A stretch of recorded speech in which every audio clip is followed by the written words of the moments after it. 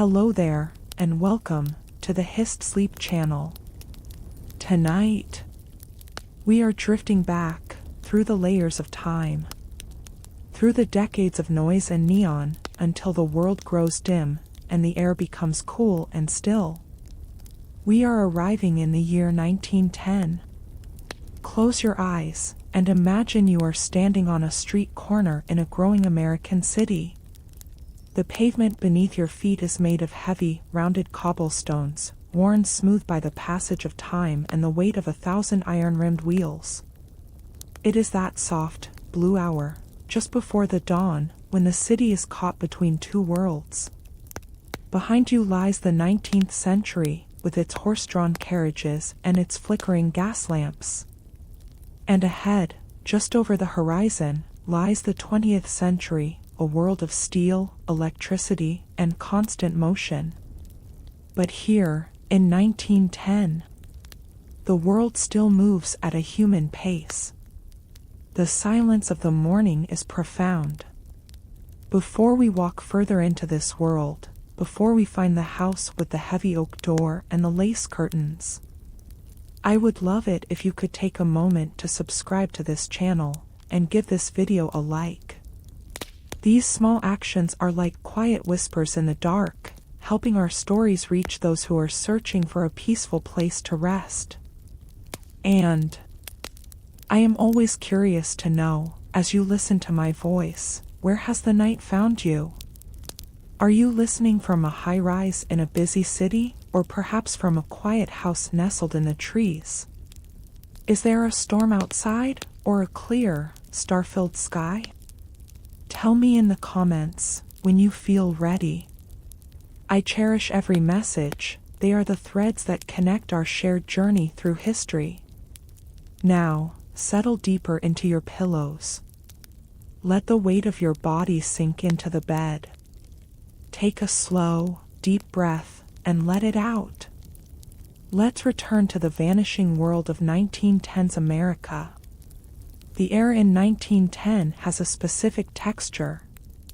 It is thick with the scent of wood smoke and the faint, sweet aroma of baking bread from a nearby cellar bakery. There is a dampness in the morning mist that clings to the brick walls of the houses, making the red clay look dark and rich. As you walk down the street, you hear the first sounds of the waking world. The distant, rhythmic clip-clop of a milkman's horse. The clink of glass bottles being left on a marble doorstep. These sounds are not jarring, they are like a metronome, steady and comforting. The 1910s represented a unique moment in the American story. The great frontier was officially closed, and the eyes of the nation had turned inward, toward the cities. People were pouring in from every corner of the globe, and from every small town across the plains. They came seeking something new, but they brought with them the traditions of the old world. For the thousands of young women arriving in cities like Boston, New York, or Chicago, this transition was especially poignant. Think of a young woman standing at the train station, her gloved hands gripping the handle of a heavy trunk. She is wearing a long, wool skirt that reaches her ankles, and a high-collared blouse. To us, she looks like a figure from a photograph, static and distant. But her heart is beating with the same anxieties we feel today. She is looking for a home. But not a house of her own, not yet. She is looking for a boarding house. In 1910, the boarding house was the silent backbone of urban life. It was a bridge between the family home she left behind and the independent life she hoped to build. These were often grand, aging mansions, structures that had seen better days, with high, ornate ceilings and winding staircases that groaned under the weight of many feet. They were places of shared breath and shared dreams. As the sun begins to rise higher, casting long, golden shadows across the street, you see the sign. It is a small, discreet piece of cardboard tucked into the corner of a window on the first floor. It simply says, "Rooms for respectable ladies." What did respectable mean in 1910? It was a word that carried the weight of 1,000 unwritten rules. It meant you were expected to be quiet, to be industrious, and to follow the rhythm of the house without question. The boarding house was not just a place to sleep, it was a social contract. In exchange for a small room and 2 meals a day, you agreed to live within a carefully constructed moral landscape. The door opens with a heavy, satisfying click of a brass latch. Immediately, the world changes. The sounds of the street fade away, replaced by a deep, velvet silence. The air inside is cooler, smelling of beeswax polish, old books, and the lingering scent of tea. The hallway is long and narrow, with a dark runner of carpet that muffles your footsteps. To your left is the parlor, a room filled with heavy furniture, velvet drapes that block out the harsh light, and perhaps a piano that sits silent in the corner. This parlor was the heart of the house's public life. But during the day, it is a temple of stillness. The dust motes dance in the thin slivers of light that escape through the curtains. You can almost hear the ghosts of past conversations, the whispers of young women discussing their hopes, their fears, and the gossip of the factory floor or the typing pool. In 1910, privacy was a luxury that few could afford. Most women in these houses shared a room, and everyone shared a bathroom. Life was lived in the open, yet within the strict confines of propriety. There was a strange comfort in this lack of privacy. You were never truly alone in the dark. You could hear the soft breathing of your roommate, the occasional creak of a floorboard in the room above, the distant muffled cough of someone down the hall. It was a symphony of human presence, a reminder that you were part of a community. The landlady, the mistress of the house, was the one who kept this world turning. She was often a widow or a woman whose children had grown and gone. Her life was one of constant, quiet labor. She managed the coal, the laundry, the cooking, and the complex social dynamics of 20 different personalities living under one roof. To the boarders, she was a mother figure, a judge, and a guardian of the house's reputation. As the clock on the mantel strikes the hour, the sound is deep and resonant. Bong. Bong. The vibration seems to settle in your chest.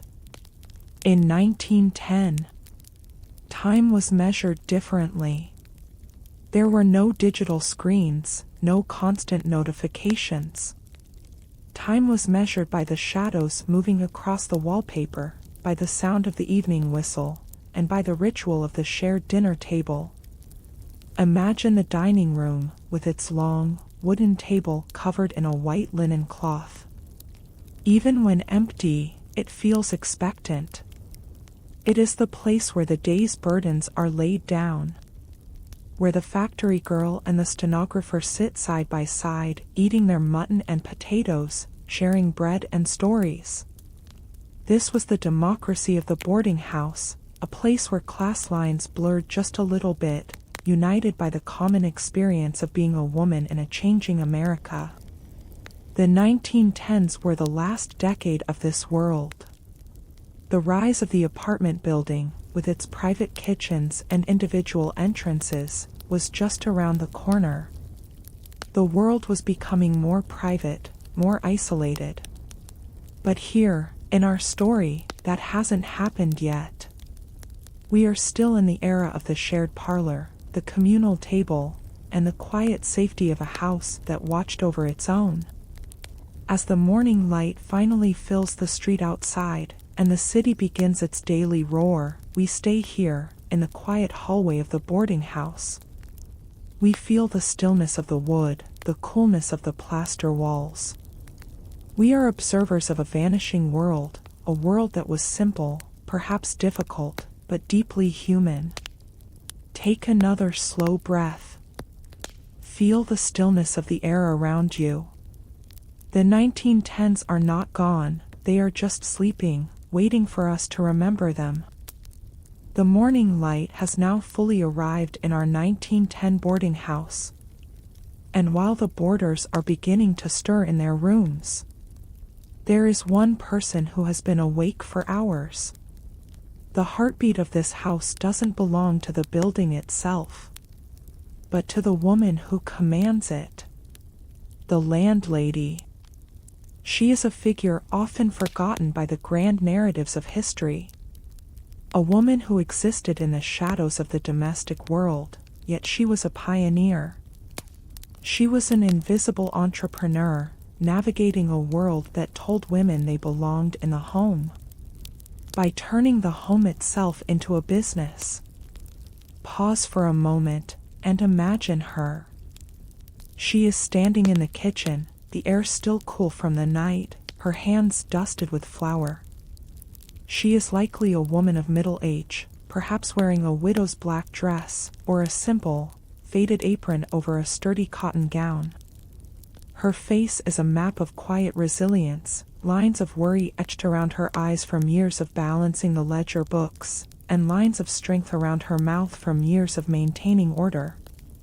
In 1910, for a woman who found herself alone, either through loss or by choice, options were few. She could not easily walk into a bank and ask for a loan. She could not sit in the boardrooms of the great shipping companies or the steel mills. But she had one thing. She had a house. Or she had the lease to a house. And with that, she built an empire of the everyday. Listen to the sound of her world. The soft thud of a heavy rolling pin against a wooden board. The clink of the iron stove door as she feeds it another shovelful of coal. The hiss of the kettle beginning to sing. These are the sounds of her industry. While the rest of the city dreams of progress and machinery, she is practicing the ancient art of sustenance.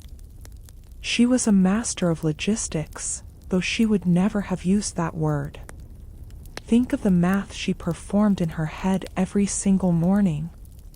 How many pounds of potatoes would feed 15 hungry mouths? How long would a quart of wood last in the biting cold of a January morning? How many times could she mend a linen sheet before it finally surrendered to the washboard? Her mind was a constant, ticking clock, calculating the thin margin between a small profit and total ruin. The boarding house landlady was a paradox. She was a mother to those who had no mothers in the city, yet she had to remain a cold-eyed businesswoman. She had to listen to the tears of a homesick factory girl at midnight, but she also had to demand the rent on Saturday morning without a flicker of hesitation. If she was too soft, the house would fail. If she was too hard, the soul of the house would wither. Step closer into her kitchen, the sanctuary of the house. It is a large, high-ceilinged room where the walls are stained a soft, amber hue from decades of steam and cooking fire. There are no gleaming appliances here. There is only the massive, black cast-iron range, a beast that requires constant attention. She moves around it with a grace born of repetition. She knows every creak in the floorboards, every draft that whistles through the window frame, every mood of the fire. For many of these women, the boarding house was a way to keep their own families together. A widow might take in boarders so her own children wouldn't have to go to work in the mills. She traded her privacy, her silence, and her rest for the security of a roof over their heads. She lived in the smallest room, often a cramped space under the eaves or a corner of the basement, giving the best, sunniest rooms to the paying guests. She was a servant in her own kingdom. Take a slow breath and feel the weight of her responsibility. It wasn't just the physical labor. It was the moral weight. In 1910, a landlady was legally and socially responsible for the reputation of her house. If a boarder was caught in a scandal, if the neighbors whispered about late-night visitors or unseemly behavior, it was the landlady who paid the price. She was a detective, a chaperone, and a judge. She watched the door like a hawk. She knew the timing of every footfall on the stairs. She knew who came home late and who skipped breakfast because they were too tired to face the day. And yet, in the quiet hours, when the boarders have all left for the factories and offices, and the house settles into its mid-morning slumber, there is a strange peace in her life. She sits at the kitchen table for 5 minutes, just 5 minutes, with a cup of lukewarm tea.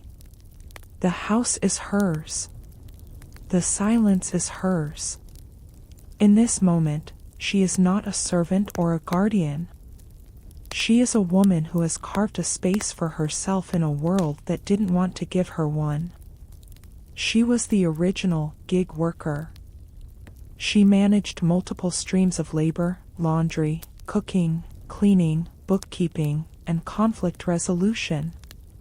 She was a negotiator, haggling with the greengrocer and the coal man to save a few pennies. She was a chemist, mixing her own cleaning solutions from vinegar and lye. She was an architect of atmosphere, trying to make a drafty, old house feel like a home for people who were miles away from their own. As we watch her move through the hallways, feather duster in hand, notice the way she touches the furniture. There is a quiet pride there. The mahogany table in the dining room, polished until it reflects the dim light of the hallway, is a testament to her standard. The lace doilies on the armchairs, the smell of lavender in the linen closet, these were her weapons against the grime and the chaos of the industrial city outside. The 1910s were the golden age of the landlady. But it was a hard-won gold. Her hands were often red and chapped from the lye soap. Her back ached from the endless stairs. But when she looked at her ledger at the end of the month and saw that the rent was paid, the coal bin was full, and her boarders were safe, she knew she had succeeded. She was independent. In a world where women were often treated as property, she was a property owner. Let the image of her fade for a moment, but keep the sound of her footsteps in your mind. The steady, rhythmic creak-creak of her moving through the house. It is the sound of survival. It is the sound of a woman building a future out of the fragments of the past. Stay in this stillness. The house is quiet now, but the work never truly ends. Soon, it will be time to prepare the evening meal. Soon, the heavy oak door will begin to swing open again and again as the world returns to her doorstep. But for now, she has her tea, she has her silence, and she has her empire. Take a deep, slow breath. Let the dignity of her labor settle over you. There is no rush. The 1910s are moving slowly, and so are we. Sleep, if you can feel the warmth of the kitchen fire in your dreams. Or stay with me, as we wait for the next chapter of the day to begin. The house is still held in the cold, blue grip of the pre-dawn hours. The world outside is silent, a silence so deep it feels heavy. Inside, the air is thin and freezing, the kind of cold that settles into the very bones of the building. Everyone is asleep. The factory girls, the tired clerks, even the mice behind the wainscoting seem to be held in a state of suspended animation. But then, there is a sound. A small, sharp click. It is the sound of a match being struck in the dark. A tiny, orange flame blossoms in the corner of the kitchen, lighting up the tired face of the landlady. It is 5 a.m. For her, the day does not begin with the sun, it begins with the struggle against the cold. Take a moment to breathe with her. The air she inhales is sharp and frosty, you can almost see her breath as a faint mist in the candlelight. She is wrapped in a heavy, knitted shawl, her feet tucked into thick wool stockings and sturdy leather boots. The floorboards under her feet are like ice, but she does not flinch. She has done this every morning for years. This is her ritual. Her quiet, lonely, essential ritual. Listen to the first movement of the day. The heavy, metallic scrape of the coal shovel against the bottom of the bin. Scrape, clatter, scrape. It is a harsh sound in the middle of such silence, but it is the sound of life. Without this, the house stays dead. Without this, there is no warmth, no tea, no breakfast. She moves to the great cast-iron range, the black heart of the kitchen. She clears out the gray, powdery ash from yesterday's fire, a soft, shushing sound that fills the room. She builds the new fire with practiced hands. First, the crumpled bits of yesterday's newspaper, then the small, dry splinters of kindling, and finally, the heavy, black nuggets of coal. She feeds the fire like a living thing. She watches as the first blue flames lick around the edges of the coal, waiting for that specific, low roar that tells her the draft is working. The kitchen slowly begins to wake up. The smell of the coal smoke, acrid yet strangely comforting, begins to drift through the room. She places a massive, copper kettle on the stovetop. It is heavy, filled to the brim with cold water from the hand pump. Now, she waits. This is the only time of the day when she is truly alone with her thoughts. The house is a vessel, and she is the captain in the middle of a dark sea. As the stove begins to radiate a faint, pulsing warmth, she stands there, hands hovering near the iron surface. She isn't thinking about the grand politics of 1910, or the changing world outside. She is thinking about the bread. She moves to the pantry, a small, dark room that smells of yeast and dried herbs. Here, under a heavy linen cloth, the dough has been rising overnight. She lifts the cloth, and the scent of fermented grain fills her senses. It is a soft, living smell. She carries the large earthenware bowl to the table. Thump. Now begins the kneading. Listen to the rhythm. Push, fold, turn. Push, fold, turn. The rhythm of her hands is like a heartbeat. In the stillness of 5:30 a.m., this sound becomes the entire world. The dough is stubborn at first, cold and resistant, but as she works it, it becomes warm, supple, and obedient. This is the physical labor that no one sees. The boarders will wake up to the smell of fresh biscuits and toasted bread, never knowing the strength it took to bring that dough to life in the freezing dark. The light outside is changing now. The deep indigo of the night is softening into a pale, watery gray. But inside, it is still a world of shadows. The landlady moves to the windows, the glass is covered in thick, crystalline patterns of frost. She takes a rag and wipes a small circle clear, looking out at the street. The gas lamps are still flickering, their yellow light reflecting off the frozen puddles. She sees a lone figure huddled in a coat, walking toward the distant docks. A reminder that she is not the only one awake in this vast, industrial machine. She returns to her stove. The kettle is starting to hum, a low, vibrating note that gradually rises in pitch. It is the first music of the morning. She begins the coffee. No instant granules here, only whole beans that must be ground by hand. Cracker crunch, cracker crunch. The manual grinder is fixed to the wall. As she turns the iron crank, the rich, dark, oily aroma of the coffee beans explodes into the air. It is a sharp contrast to the cold, a promise that the day is actually coming.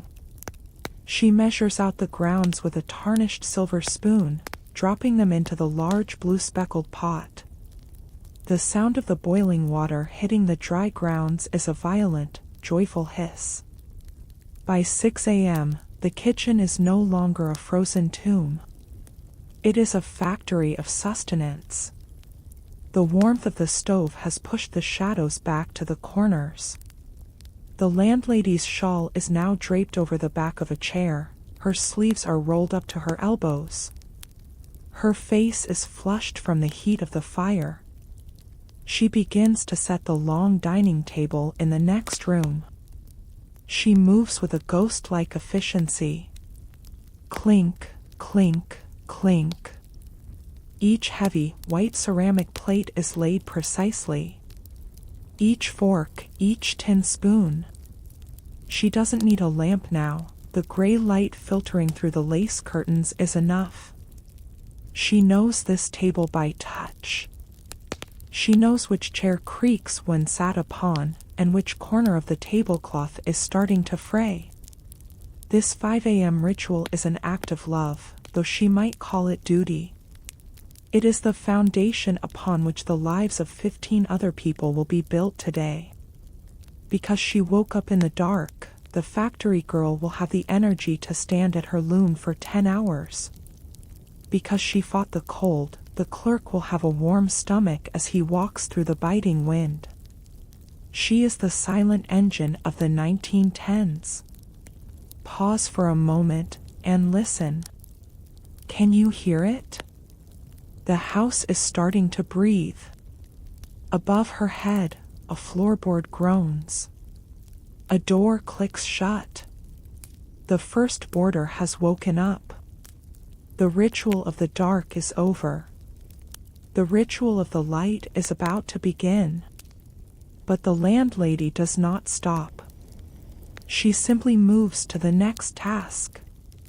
The oatmeal is bubbling on the back of the stove, the bacon is waiting in the larder, and the coffee is dark and strong. She wipes her hands on her apron, takes one last look at her quiet, warm kingdom, and prepares for the storm of the day. Take a deep, slow breath. The darkness has faded. The fire is roaring. The world of 1910 is fully awake now. Sleep if the sound of the crackling fire is soothing your soul. Or stay with me as we prepare to meet the boarders and hear the first footsteps on the stairs. The warmth of the stove has now conquered the kitchen, and the gray light of morning is stretching across the floor. But as the house begins to wake, the true scale of the landlady's task begins to reveal itself. This is no longer a quiet ritual for one. This is a factory of nutrition. This is the hour of 15. Take a breath and feel the weight of the numbers. 15 hungry souls, each waiting for a fuel that will carry them through 10, 12, even 14 hours of labor. 15 sets of expectations. 15 empty stomachs, and only one pair of hands to fill them. The landlady stands before her heavy wooden table, which is now a battlefield of preparation. Think of the sheer volume of the ingredients. In 1910, there were no pre-packaged boxes, no instant solutions. Everything was bulk. Everything was raw. Everything required the strength of the arm and the patience of the soul. Listen to the sound of the scale. The clink of the brass weights as she balances them. The hiss of a 10-pound sack of flour being opened. The soft, snowy thud of white powder hitting the mixing bowl.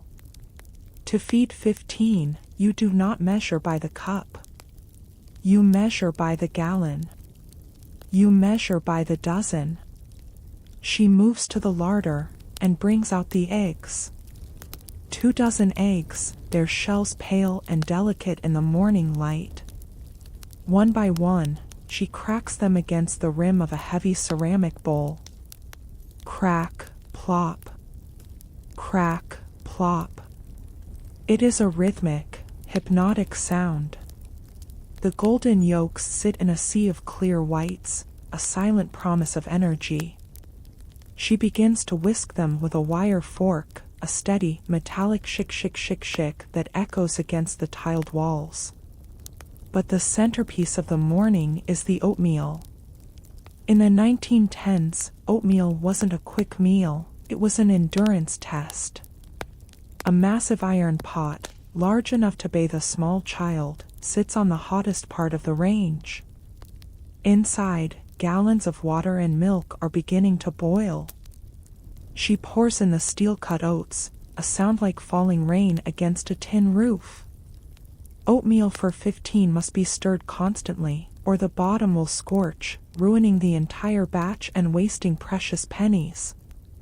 She takes a long wooden paddle, its handle worn smooth and dark by years of grip. She stirs. Swoosh, scrape.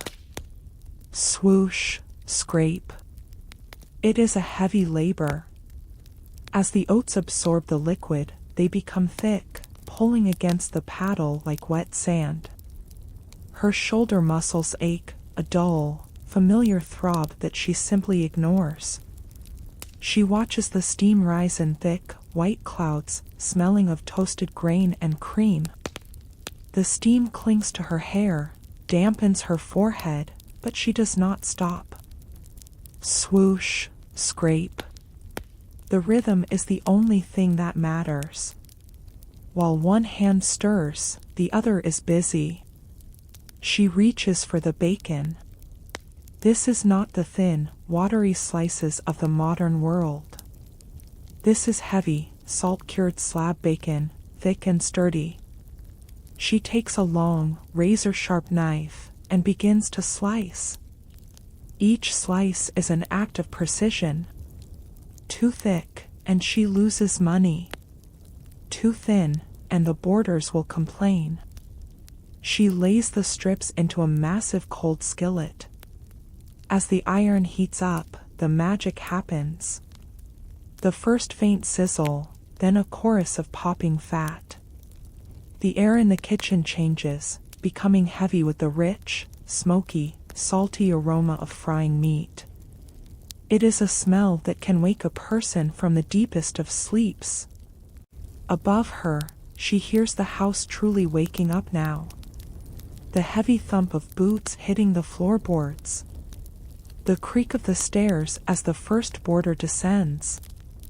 The sound of water splashing in a porcelain basin somewhere down the hall. The pressure is building.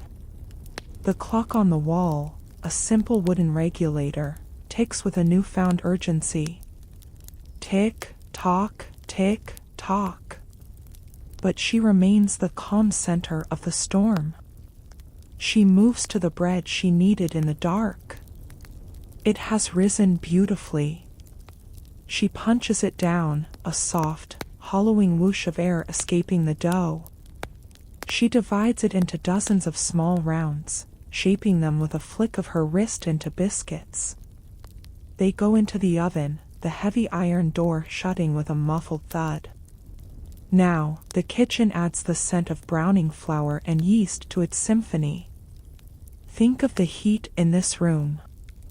Even with the frost still on the outer windows, the area around the stove is now 80-90 degrees. The landlady moves through this heat with the grace of a dancer, dodging the spitting fat of the bacon, checking the bubbling oatmeal, rotating the biscuits in the oven. She is a conductor, and these pots and pans are her orchestra. She begins to prepare the coffee service. 15 heavy, chipped ceramic mugs are lined up on a tray. She fills 2 large tin pitchers with cream, thick and yellow, straight from the dairy. She fills the sugar bowls, the white crystals sparkling like salt. Every movement is calculated to save steps. Every gesture is designed for efficiency. There is a strange beauty in the scale of this service.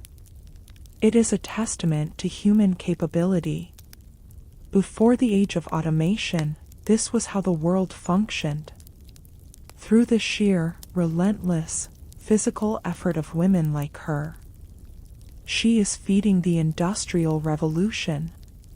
The men who will build the skyscrapers, the women who will sew the garments, they are all fueled by the heat of her stove and the strength of her arms.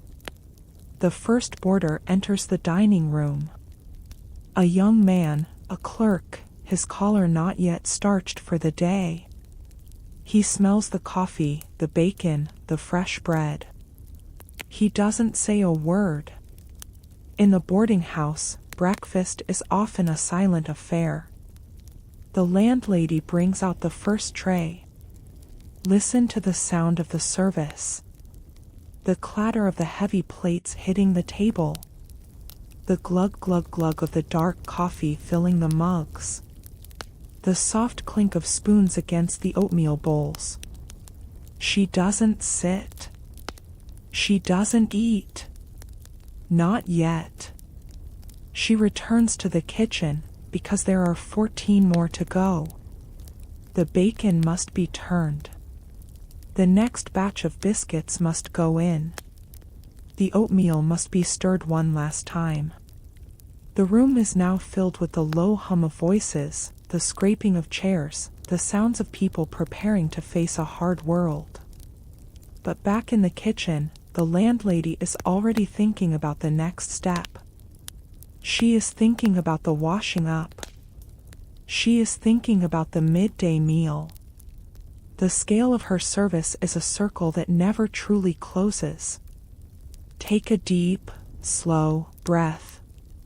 Imagine the steam on your face. Feel the vibration of the house as it fills with life. The morning is no longer a quiet dream. It is a reality of iron and flour and fire. Stay here in the warmth for a moment longer. Listen to the rhythm of the kitchen. The swoosh of the paddle, the sizzle of the pan. It is the oldest song in the world. The kitchen is now a sanctuary of heat and steam, but the rest of the house still lies in a heavy, dormant slumber. The hallways are long tunnels of shadow, and the rooms upstairs are filled with the slow, synchronized breathing of 15 different lives. But the clock on the mantel does not wait. It is now 6:15 a.m. The second phase of the landlady's morning has begun. It is time for the wake-up call. Take a slow, deep breath, and feel the stillness of the upper floors. The air here is colder than the kitchen, smelling of old wood, lavender sachets, and the faint, dusty scent of wool blankets. The landlady leaves the warmth of her stove. She unties her apron for a moment, wipes her hands, and picks up a small, brass handbell. Or perhaps, she simply carries the weight of her own footsteps. Listen to the sound of her ascent. Creak, groan, creak. She knows exactly where to step on the staircase to avoid the loudest groans, and where to step when she wants to be heard. She is the conductor of this awakening. She is not just a room provider, she is a surrogate mother, a timekeeper, a human alarm clock in a world before the luxury of personal machines. She reaches the first landing. The shadows here are deep indigo. She approaches the first door. Room number 4. Inside sleep 2 young women who work at the local textile mill. They must be at the gates by 7 a.m. or they will face a fine they cannot afford. The landlady raises her hand. Her knuckles are red from the cold, but her touch is firm. Knock, knock, knock. 6:15, ladies, she says, Her voice is not loud, but it has a steady, grounded quality that pierces through the fog of sleep. The kettle is whistling, and the oatmeal is hot. Inside the room, there is a groan, the rustle of a straw mattress, the heavy sigh of a body forced to leave the warmth of a dream. The landlady doesn't wait for an answer. She knows they have heard her. She moves to the next door. There is a strange intimacy in this role. She knows their sleeping habits better than their own families do. She knows who wakes up with a start, who lingers in bed until the last possible second, and who wakes up crying for a home they left behind 3 states away. To her, they are not just boarders, they are a collection of vulnerabilities that she must guard.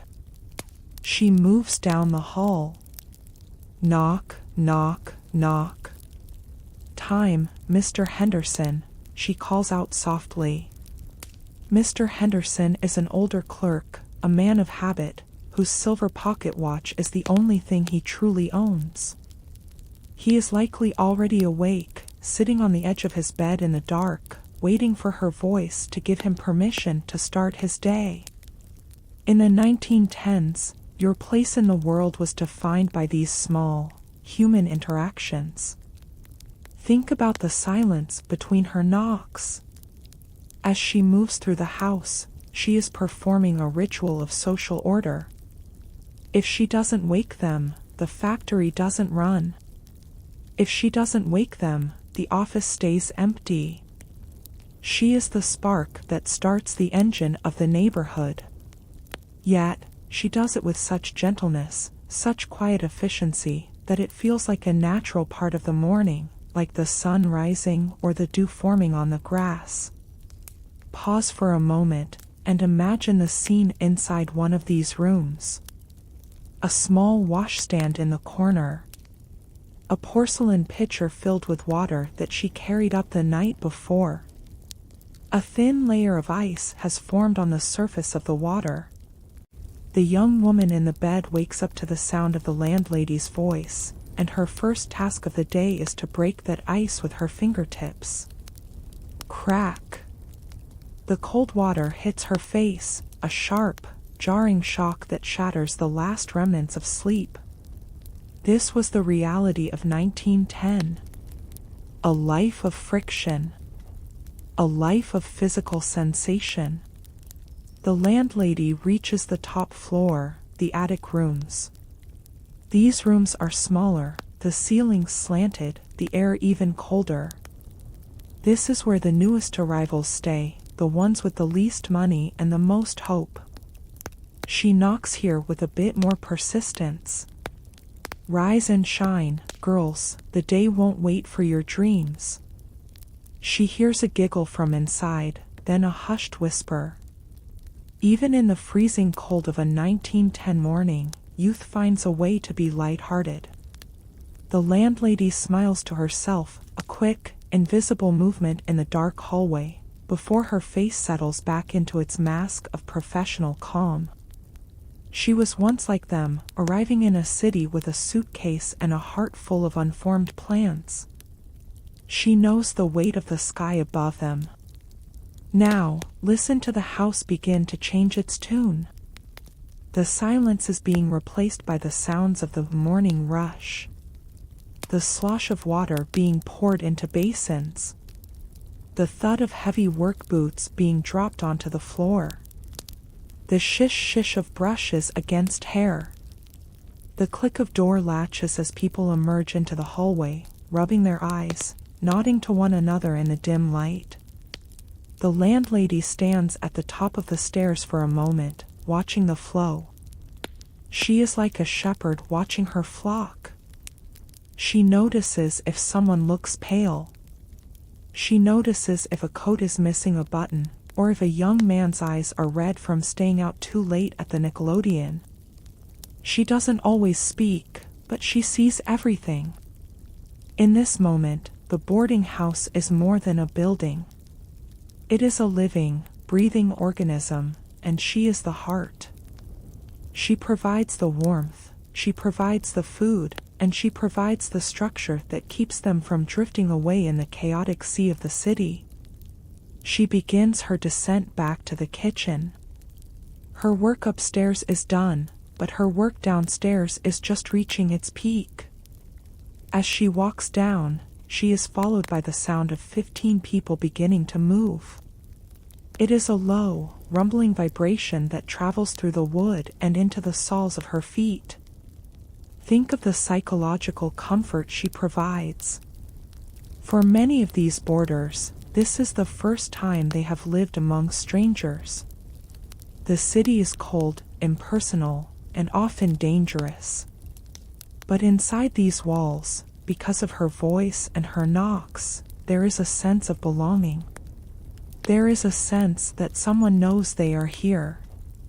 Someone knows they exist. She reaches the ground floor. The dining room is no longer empty. The first few boarders have already taken their seats. The air is filled with the sound of chairs being pulled out, screech, and the low murmur of morning greetings. "Morning, Mrs. Higgins," someone says. She nods, a quick, efficient gesture as she heads back into the kitchen. The oatmeal needs one last stir. The coffee needs to be poured. The surrogate mother has brought her family to the table. Take a deep, slow breath. Feel the house humming with activity. The shadows have retreated to the corners, and the world of 1910 is now in full motion. But remember the quiet knocks in the dark. Remember the woman who held the time in her hands. Stay in this moment. Listen to the clink of the spoons and the low voices. The day has truly begun. The sun has finally cleared the rooftops of the neighboring brownstones, sending long, dusty fingers of light into the dining room of our boarding house. The quiet, frozen ritual of the pre-dawn has evaporated, replaced by a new, more complex rhythm. This is the hour of the 3 shifts. This is the choreography of the breakfast table. In a house of 15 boarders, you cannot simply serve everyone at once. The table is too small, the stove has its limits, and the city's demands are fragmented. The world of 1910 does not start its day with a single whistle, it starts in waves. Take a slow, deep breath, and listen to the house as it begins to pulse. The first shift belongs to the laborers. The men and women whose work starts when the sun is still a pale promise. These are the factory hands, the dock workers, the shirtwaist makers. They enter the dining room with a heavy, purposeful energy. Their clothes smell faintly of the machine oil of yesterday, or the salt of the harbor. They do not talk much. Their focus is entirely on the fuel. Listen to the sounds of this first wave. The heavy thud of a worker's boot hitting the floor as they slide into their chair. The clink of a heavy ceramic mug being filled with coffee so dark it looks like ink. The scrape of a spoon against a bowl of oatmeal. Scrape, clink, swallow. The landlady moves between the kitchen and the dining room like a silent ghost. She carries a tray laden with thick slices of toasted bread, the edges charred just enough to give off a smoky aroma. She places a plate of bacon in the center of the table. The sizzle is gone, but the rich, salty scent remains, clinging to the curtains, filling the lungs of everyone in the room. For the factory workers, breakfast is a race against the clock.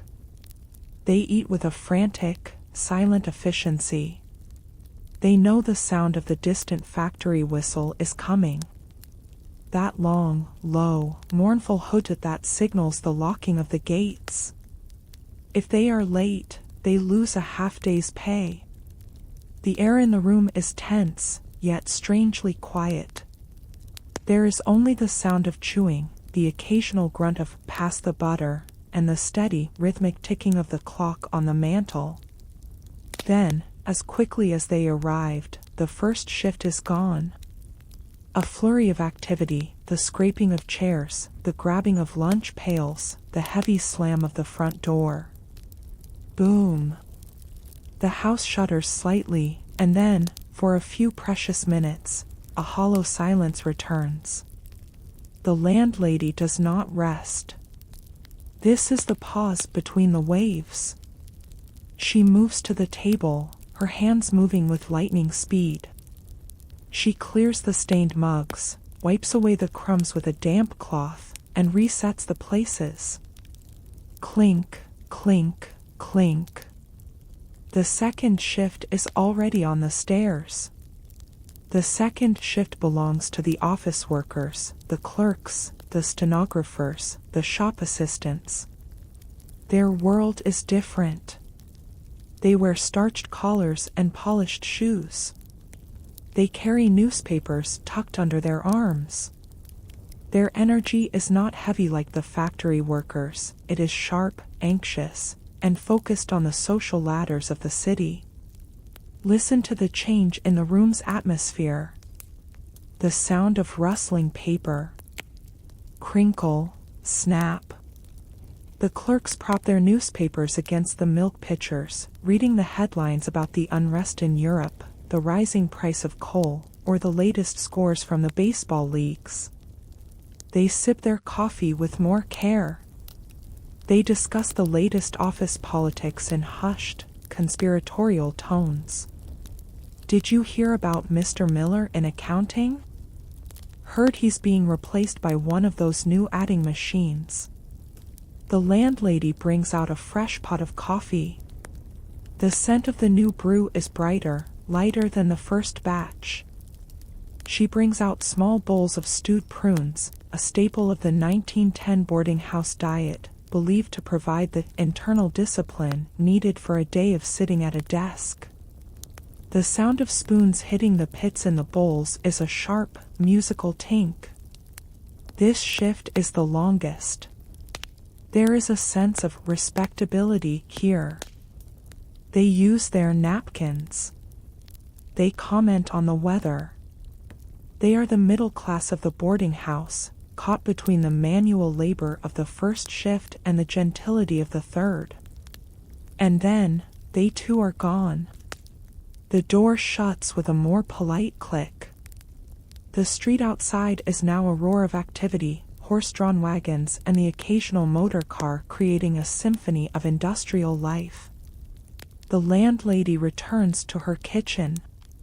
Her face is flushed from the heat of the stove, her apron is stained with coffee and grease. But she has one more shift to serve. The third shift. This shift is for the irregulars.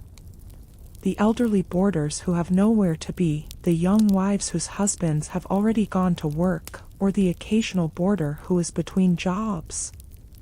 This shift is slow. It is the boring part of the morning, and in many ways, the most peaceful. The dining room feels different now. The shadows have moved, and the sun is hitting the far wall, revealing the faded patterns in the wallpaper, the small floral prints that have been bleached by years of light. The landlady slows her pace. She brings out the last of the oatmeal, now thick and creamy from sitting on the back of the stove. She brings out the broken pieces of bacon, the scraps that are often the tastiest. In this third shift, conversation actually happens. The elderly widow in room 7 talks about her grandchildren in Ohio. The young woman in the attic room talks about the book she's reading by candlelight. The landlady might even sit down for a moment, her hands finally still in her lap, as she listens to the low hum of their voices. Take a deep, slow breath. Feel the transition of the morning. From the frantic energy of the factory workers, to the sharp focus of the clerks, to the soft, drifting conversations of the late risers. The boarding house has absorbed it all. It has been a theater of 3 acts. Think of the landlady's mind as she watches this. To her, these aren't just shifts. They are the gears of her business. Every mug of coffee poured is a penny managed. Every slice of bread served is a commitment fulfilled. She is the master of time in this house, ensuring that each group gets exactly what they need, when they need it, despite having only one stove and one heart. Pause for a moment, and listen to the house now. The morning rush is over. The hallway is empty. The stairs are silent. The only sound is the landlady beginning the gargantuan task of the washing up. The water is hot, the soap is harsh, and the mountain of dishes is tall. But for now, the bellies are full. The boarders are out in the world, fighting their battles, chasing their dreams, fueled by the chaos of the 3 shifts. The 1910s morning has reached its peak. The sun is high, and the quiet work of the midday is about to begin. Stay here in the fading warmth of the dining room. Watch the dust motes dance in the light. Listen to the distant sounds of the city. There is no hurry. There is only the rhythm of the day, moving forward, step by step, shift by shift. The breakfast rush has passed, and the front door has finally stopped its rhythmic slamming. The house is quiet now, but for the landlady, the most difficult part of her day is just beginning. She stands alone in her kitchen, staring at the remains of the morning meal, and she begins to calculate. This is the hour of the ledger. This is the reality of the boarder's beef. Take a slow, deep breath, and feel the heavy silence of the mid-morning kitchen. In 1910, the price of a week's room and board was a delicate thing. A young woman might pay $5 a week, a young man $6. Out of that small sum, the landlady had to pay the mortgage, the coal bill, the water tax, and still find enough to fill 15 stomachs, twice a day. The margin between survival and bankruptcy was as thin as a single slice of ham. Listen to the sound of her economy. The clink of copper pennies being counted on the wooden table. The crinkle of a butcher's brown paper. To the boarders, dinner was a time of social gathering. But to the landlady, dinner was a mathematical puzzle that had to be solved every single day. And the center of that puzzle was the meat. In the working-class boarding houses of the early 20th century, meat was the symbol of status. If there was no meat, the boarders would leave. But meat was expensive, soaring in price as the industrial cities grew hungrier and hungrier. She puts on her heavy coat and prepares for her daily trip to the market. Imagine the walk. The air is crisp, and the streets are crowded with pushcarts and delivery wagons. She does not go to the fancy grocers with the gilded signs. She goes to the side streets, to the butchers who sell the tough cuts. The cuts that require hours of fire and a great deal of patience to make edible. She is looking for what was commonly known in the 1910s as boarder's beef. Think about the texture of this meat. It wasn't the tender ribeye or the succulent roast. It was the shank, the neck, the brisket. Tough, stringy, and filled with connective tissue. To a casual cook, it was useless. But to the landlady, it was an opportunity. Listen to the sound of the butcher shop. The thud of the cleaver against the wooden block. Whack, whack, whack. The sawdust on the floor muffling the footsteps of the anxious shoppers. She negotiates. She points out a bruise on a piece of suet to lower the price by a cent. She waits until the very end of the morning, when the butcher is desperate to clear his hooks, just to save a nickel. Every penny saved is a penny that goes toward the winter coal. She returns to the house, carrying the heavy, blood-stained parcel under her arm. She places the tough beef on her cutting board. Thump! It looks unpromising, gray and stubborn. But she has her secrets. She has the secret of time, and the secret of the slow simmer. Listen to the rhythmic sound of her knife. Chop, scrape. Chop, scrape. She cuts the beef into small, uniform cubes. Not too large, because she needs the meat to stretch. She adds onions, which are cheap and filling. She adds carrots, wrinkled and earthy. And above all, she adds potatoes. Potatoes were the great filler of the 1910s. They were the ballast of the boarder's stomach, keeping them full long after the taste of the meat had faded. She sears the meat in a heavy iron pot. The hiss is violent at first, as the cold flesh hits the hot fat. The kitchen fills with a deep, primal smell. It is the smell of survival. Then, she adds the water, a slow pouring. Now, the pot moves to the back of the stove. This is where the magic happens. For the next 6 hours, the boarder's beef will simmer. The low heat will slowly, molecule by molecule, break down the toughness. The gristle will turn to gelatin. The stringy fibers will soften. The thin water will transform into a rich, brown gravy. Pause for a moment, and imagine the scent drifting through the house at 2 p.m. The house is empty, but the stew is alive. Blub, blub, blub. The sound of a slow bubble is the most comforting sound in the world. It promises that despite the low wages and the hard work, there will be a warm plate at the end of the day. But the economics of the meal go beyond the pot. The landlady must also consider the bread. She uses the stale loaves from the day before, soaking them in milk or water to make a savory pudding. She uses every scrap of fat, every bone, every peel. In her kitchen, there is no such thing as waste. Waste is a sin against the ledger. Think of the pressure she feels. If the stew is too thin, the men who work on the docks will complain that they are being cheated. If the stew is too expensive, she won't be able to pay the gas man.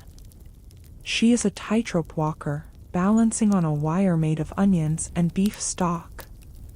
As the afternoon sun begins to tilt, casting long, skeletal shadows across the kitchen floor, she tastes the gravy.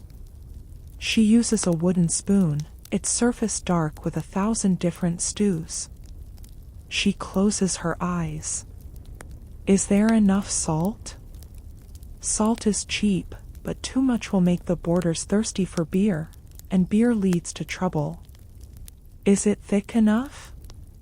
A bit more flour, mixed with a little cold water, to give it that velvet feel that makes a cheap meal feel like a feast. This is the invisible labor of the 1910s. History books talk about the rise of the corporations and the movements of armies. But the world was really held together by women standing over iron pots, making tough meat tender, and making $5 last for 7 days. The boarder's beef was a symbol of the era. It was a compromise. It wasn't the best the world had to offer, but it was enough. It was steady. It was warm.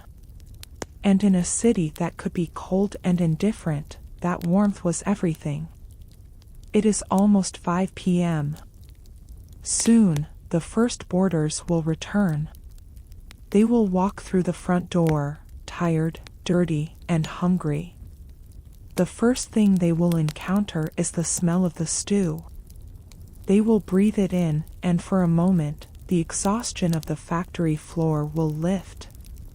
They don't see the landlady's ledger. They don't see the butcher's sawdust. They only see the steam rising from the bowl. The landlady wipes her brow with the corner of her apron. The pot is ready. The bread is sliced. The economics have been settled for another 24 hours. She has won the battle against the cold and the hunger. Take a deep, slow breath. Imagine the rich, savory steam filling your own lungs. The boarder's beef is simmering, and the house is waiting. Stay here in the quiet of the late afternoon. Listen to the soft bubble of the pot. There is no hurry. The world is slow, and the meal is almost served. The dining room is empty now. The boarders have vanished into the belly of the city, leaving behind only the echoes of their morning rush. But on the long oak table, a different kind of landscape has been left behind. A landscape of porcelain, tin, and grease. This is the hour of the mountain. This is the silent, back-breaking reality of the washing up. Take a slow, deep breath and feel the heavy stillness of the house. The landlady stands at the threshold of the dining room, looking at the wreckage. 15 plates, stained with the remnants of egg yolk and oatmeal. 15 mugs, with dark rings of coffee at the bottom. Dozens of spoons, knives, and the massive, heavy iron pots from the stove. In 1910, there is no button to push. There is no machine to hide this labor. There is only the sink, the soap, and the strength of her hands. Listen to the first movement of the task. The clatter of the dishes being stacked. Clink, clack, clink.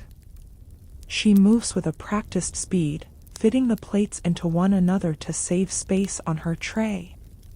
The sound is sharp, echoing through the now empty hallways. She carries the first load to the kitchen. The sink is a deep, heavy basin of white porcelain or perhaps soapstone, cold and unforgiving. But before the washing can begin, there is the ritual of the water. In 1910, hot water was not a right, it was a hard-won luxury. Every drop of hot water used for these dishes had to be heated on the coal stove. She lifts the massive copper boiler, her muscles straining as she pours the steaming liquid into the basin. Listen to the sound of the pour. A heavy, splashing gush, followed by a rising cloud of white steam. SSSSSSSSSS. The steam hits her face, dampening her hair, softening the skin on her forehead. She adds a splash of cold water from the hand pump to keep from scalding herself. Squeak clunk, as the iron handle moves up and down. And then, the soap. This is not the soft, scented liquid of the future. This is a heavy bar of yellow lye soap, or perhaps a tin of abrasive soap flakes. She shaves a few curls of the soap into the water. She swirls her hand through it, watching as the white suds begin to bloom on the surface of the dark water. It is a quiet, frothy sound. Swish, swish, swish. Now, the descent into the mountain begins. She starts with the glassware. The most delicate items first, while the water is at its cleanest. She dips a mug into the suds. Glug glug. She uses a rough cloth to scrub the rim, a rhythmic, circular motion. Scrub, rinse, set. Think of the repetition. To wash for 15 people is to perform the same movement hundreds of times. Your mind begins to drift. You stop seeing the dish and start seeing the pattern. The steam, the the suds, the clear water, the dry towel. It becomes a meditation of the mundane. As she moves to the plates, the water begins to change. It turns a cloudy, grayish hue as it absorbs the grease of the bacon and the starch of the oatmeal. The lye soap is harsh. You can imagine the state of her hands. Red, chapped, the skin at the knuckles starting to crack. But she doesn't stop to look at them. In 1910, your hands were tools, and tools are meant to be used until they are worn. The sound of the kitchen is now a symphony of water and ceramic. The splash of the rinse, the tink of a spoon hitting the bottom of the basin, the soft shush of the linen towel as she dries each piece.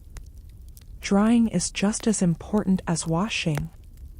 In the humid air of the kitchen, if you don't dry the tinware immediately, it will rust. If you don't polish the glass, it will look cloudy, and a cloudy glass is a mark against a landlady's reputation. She rubs the glass until it squeaks. Squeak, squeak. A sound of victory over the grime of the day. But the true challenge lies at the bottom of the stack. The iron pots. These are the heavy hitters. The oatmeal pot, with its layer of burnt-on grain. The bacon skillet, thick with congealed fat. She cannot simply wipe these away. She takes a metal scraper, or perhaps a bundle of stiff twigs, and begins to attack the surface. Listen to the sound of the struggle. A harsh, metallic grate, grate, grate. She has to use the weight of her entire shoulder to move the scraper. This is not cleaning, this is combat. She adds a handful of sand or wood ash to provide the grit needed to break the char. The water in the sink is now dark and oily, but she keeps working until the iron beneath is smooth and clean once more. Think of the heat in the room. The stove is still roaring because the midday meal is already on her mind. The steam from the sink mixes with the heat from the range, creating a thick, tropical atmosphere. Her apron is soaked through at the waist where she leans against the basin. Her back begins to hum with a dull ache, a steady vibration of fatigue that starts at the base of her spine and moves up to her neck. Pause for a moment and listen to the house. The rest of the building is silent, but the kitchen is a hive of mechanical effort. She is the only person in the world who knows the true cost of that breakfast. The boarders enjoyed the taste, but she is the one who must deal with the aftermath. This is the hidden side of history. We remember the grand dinners, but we forget the hours of soaking and scrubbing that followed them. By the time she reaches the last spoon, her arms feel like lead. The water in the basin is cold now, a greasy, gray soup that she must carry out to the drain or the yard. She lifts the heavy basin, her breath catching for a second, and pours it away. A long, final gurgle as the morning's labor disappears into the earth. She wipes down the drain board. She hangs the damp towels on a line near the stove to dry. She takes a moment to just stand there, her wet hands hanging at her sides, dripping onto the floorboards. The mountain has been leveled. The dining room table is once again a smooth, dark expanse of wood, ready for the next cycle. But look at the clock. It is only 10:30 a.m. She has been working for 5.5 hours, and she has yet to sit down for a single minute. The dishes are done, but the day is not. There is the floor to sweep, the lamps to trim, and the boarder's beef to check. Take a deep, slow breath. Imagine the feeling of your own hands in that warm, soapy water. Feel the weight of the iron pot. The 1910s were a time of solid things, and those things required solid labor. Stay in the stillness of the clean kitchen for a moment. The steam is fading, and the air is growing a bit fresher as she opens the back door to let out the dampness. Listen to the distant sounds of a horse-drawn wagon on the cobblestones. The kitchen sounds have faded into a low hum, and the mountain of dishes has finally been leveled. But in a 1910 boarding house, time is not measured by the ticking of a clock, but by the weight of the tasks that define each day. This is the weekly cycle. An endless, rotating wheel of labor, where every morning has its own color, its own scent, and its own particular kind of exhaustion. Take a slow, deep breath. Imagine a calendar that isn't written on paper, but etched into the very bones of the landlady. The week begins with a single word that struck a sense of dread into the hearts of every house manager in America: Laundry Monday. Monday was a day of steam, soap, and back-breaking repetition. Listen to the sounds of Monday morning. Long before the sun has even considered rising, there is the sound of the massive copper boiler being filled. The heavy, rhythmic slosh of water hitting metal. Slosh, pause, slosh. Then comes the hiss of the coal fire beneath it. Hish, hish. Monday meant the landlady's fingers would be white, pruned, and burning from the lye soap by noon. There were no machines here. There was only the wooden washboard, with its ridges like a miniature mountain range, and the strength of her shoulders to scrub the grime of 15 lives out of the linen. This sound defined the atmosphere of the house every Monday. The smell of wet wool and harsh soap would drift up the stairwell, clinging to the wallpaper. By the afternoon, if the weather held, the backyard would be transformed into a forest of white sheets, snapping and dancing in the wind like tired ghosts. If you stood among them, you would smell the sharp scent of ozone, and the clean, cold breath of the drying fabric. Then came Tuesday. Ironing Tuesday. The forest of sheets had been brought inside, stiff and smelling of the outdoors. Now they had to be tamed. The landlady would heat her heavy, sad irons on the stove, irons that weighed several pounds each. Listen to the rhythm of the Tuesday labor. The shh, shh of the hot iron sliding over a damp tablecloth. The sudden, sharp hiss of steam as the metal met the moisture.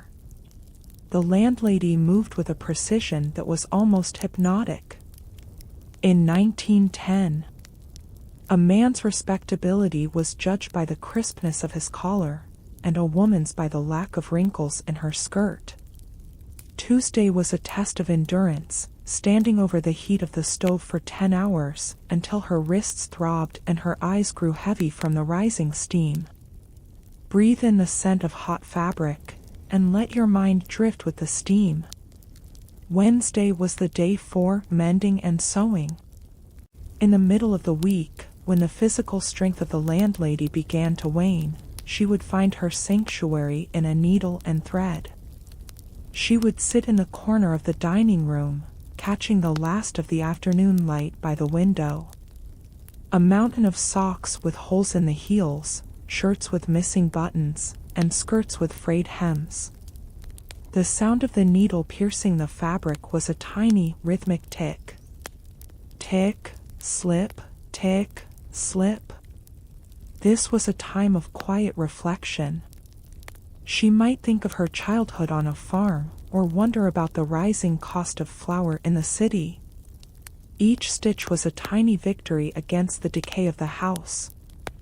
A mended sock meant a few cents saved, and in 1910, pennies were the difference between a full coal bin and a cold winter. Thursday was market day and the deep cleaning of the kitchen. This was the day the pantry was emptied. Every tin, every jar, wiped down and rearranged. The air would fill with the scent of the dry goods, cinnamon, cloves, and the earthy smell of dried beans. It was a day of order, ensuring that every tool was in its place, ready for the storms of the weekend. Friday was Baking Friday. The house would begin to breathe a different scent now, the sweet, heady aroma of yeast and rising dough. Friday was the day of bread and cakes. The landlady's arms would be dusted with white flour up to her elbows, kneading and shaping the loaves that would feed the boarders through the coming Sabbath. Listen to the sound of the oven door. A heavy, metallic creak, followed by the thump of a tin tray being set inside. The warmth of the kitchen on a Friday was different. It was a rewarding heat, the smell of progress and nourishment. And finally, there was Saturday. Cleaning Saturday. The most grueling day of the cycle. This was the day of the bucket, the brush, and the soap. From the top attic stairs to the front stoop, every inch of wood was scrubbed. Listen to the sound of the struggle against the dust. The harsh, scritch-scratch of a stiff-bristled brush against the floorboards. Scritch, scratch, scritch, scratch. The slosh of the bucket as she moved from room to room. On Saturday, the landlady would be on her knees for hours, her apron soaked through, her back screaming for rest. But the house had to be perfect for Sunday. It had to be a temple of cleanliness. Can you see the dust motes dancing in the air, unsettled by the frantic movement of her broom? The windows were polished until the glass seemed to disappear. The brass knobs were rubbed until they caught the fading light of the afternoon. Squeak, squeak. A sound of total, absolute cleanliness. By Saturday evening, the landlady would retreat to her room. Her body was a map of aches, her hands were rough and calloused. But as she looked down the hallway, she felt a deep, silent satisfaction. The house was still. The laundry was white, the floors were glowing, and the cycle was complete. Take a deep, slow breath. Feel the rotation of this wheel. In 1910, life was built on these repetitions. There were no apps, no machines, no shortcuts. There was only the human will and the steady rhythm of the days. The landlady was the invisible engine, keeping the 7 days in perfect harmony.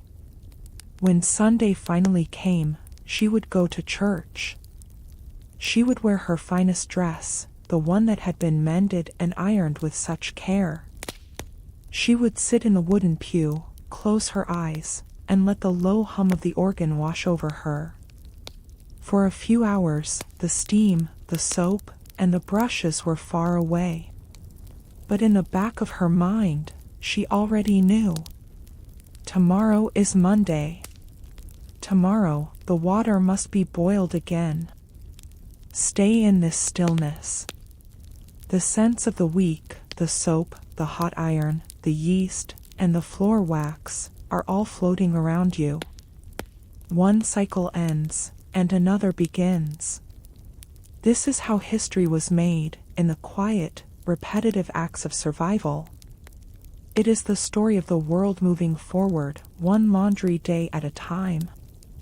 Slow your breath even further. Feel the slow, heavy movement of time in the 1910s. There is no rush here. There is only the rhythm. Feel the weight of the air in the boarding house hallway. It is an air thick with the scent of old wood and the silent, heavy expectation of respectability. In 1910, a boarding house was more than just a place to sleep. For a young woman living away from her family for the first time, the house was a moral fortress. The landlady was not just a provider of meals, she was a deputy of society, a guardian of a woman's most precious 20th century currency, her reputation. To lose your reputation in 1910 was to lose everything: your job, your friends, and your future. And so, the house was built on a foundation of rules. Listen to the silence of these rules. They weren't always shouted, they were whispered in the creak of a floorboard, or written in the sharp, steady gaze of the landlady as you walked through the front door. The first rule, the most visible one, was the men's barrier. Imagine the heavy oak door that leads to the upper floors. To a modern eye, it is just a door. But in 1910, it was a sacred boundary. No man, under any circumstances, was allowed to set foot on those stairs. Not a brother, not a cousin, and certainly not a suitor. If a woman's father visited, he might be allowed as far as the landing, but even then, the landlady would be standing there, a silent, watchful shadow, ensuring that the sanctity of the ladies' quarters remained unbroken. Think of the psychological weight of that boundary.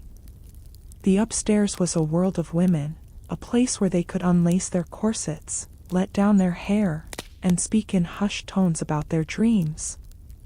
But the moment they stepped down into the parlor, they were back in the public world, where every movement was scrutinized. The parlor itself was a neutral ground, a chaperoned space. Listen to the sounds of the parlor in the evening. The soft tinkle of a teacup against a saucer. The rustle of a newspaper. The low, rhythmic murmur of a young man and woman talking in the corner. But look closer. They are never truly alone. The landlady is always there, perhaps mending a sock in the armchair, or polishing the silver at the sideboard. Her presence is like a physical weight, a brick-and-mortar reminder that the eyes of the world are never closed. A suitor could visit only on specific nights, and only until a specific hour. Usually, 10 o'clock. Imagine the sound of the mantel clock as it approaches the hour. Tick, tock, tick, tock. As the hand reached the 10, the landlady would stand up. She wouldn't need to say a word. She would simply walk to the gas lamp and turn the key, just a fraction. The light would dim, the shadows would stretch long across the floral carpet, and the message was clear. The day was over. Propriety had been maintained. The front door would shut with a definitive, final clunk. And then, there was the curfew.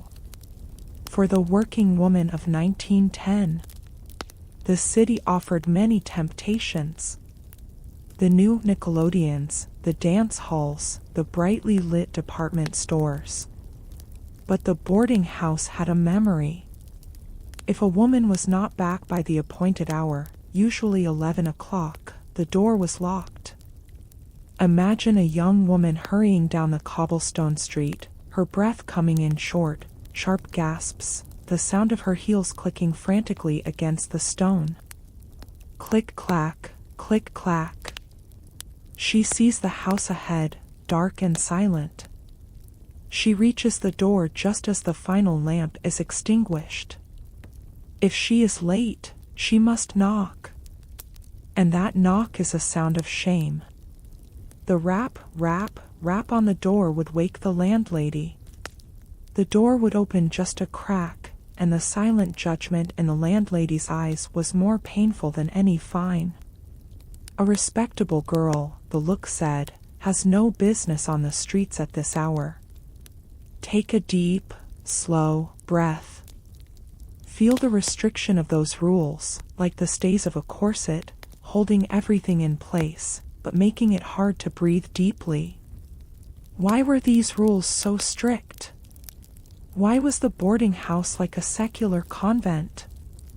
Because in 1910, the city was seen as a predator. The great migration of women to the urban centers was a new and frightening phenomenon. Society was terrified of what would happen if women were left to their own devices. And so, the boarding house was designed to be a surrogate family. The landlady was the mother, the house rules were the father's wool, and the walls were the protection against the perceived stranger danger of the industrial world. But these rules were also a double-edged sword. For many women, they provided a sense of safety.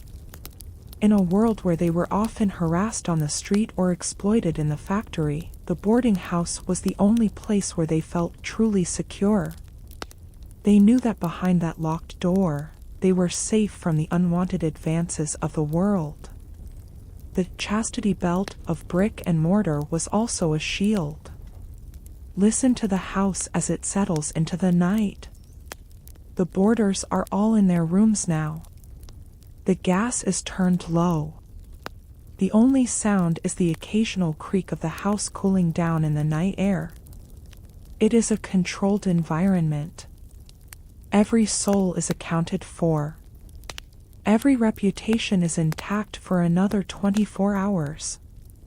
Think of the letters written by candlelight in those rooms. Young women writing to their mothers in rural towns, reassurances that they are behaving themselves, that the landlady is very strict, and that they are safe. These letters were the proof that the system was working.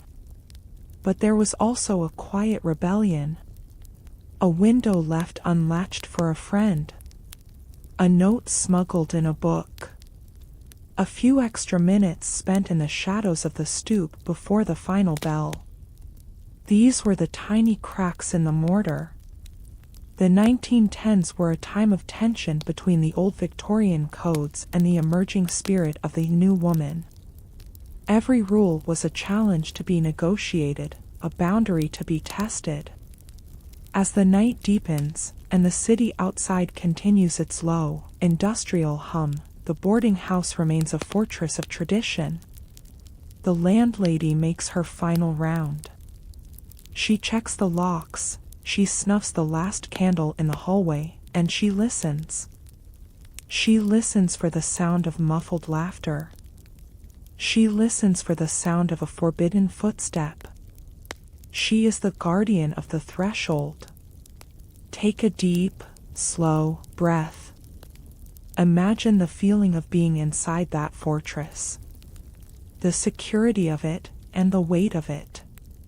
The 1910s were not a time of anything goes. They were a time of everything matters. Every action had a moral consequence. Every rule was a brick in the wall of a woman's life. Stay in this stillness for a moment. The house is dark, and the rules are silent, but they are as strong as the stone they are built upon.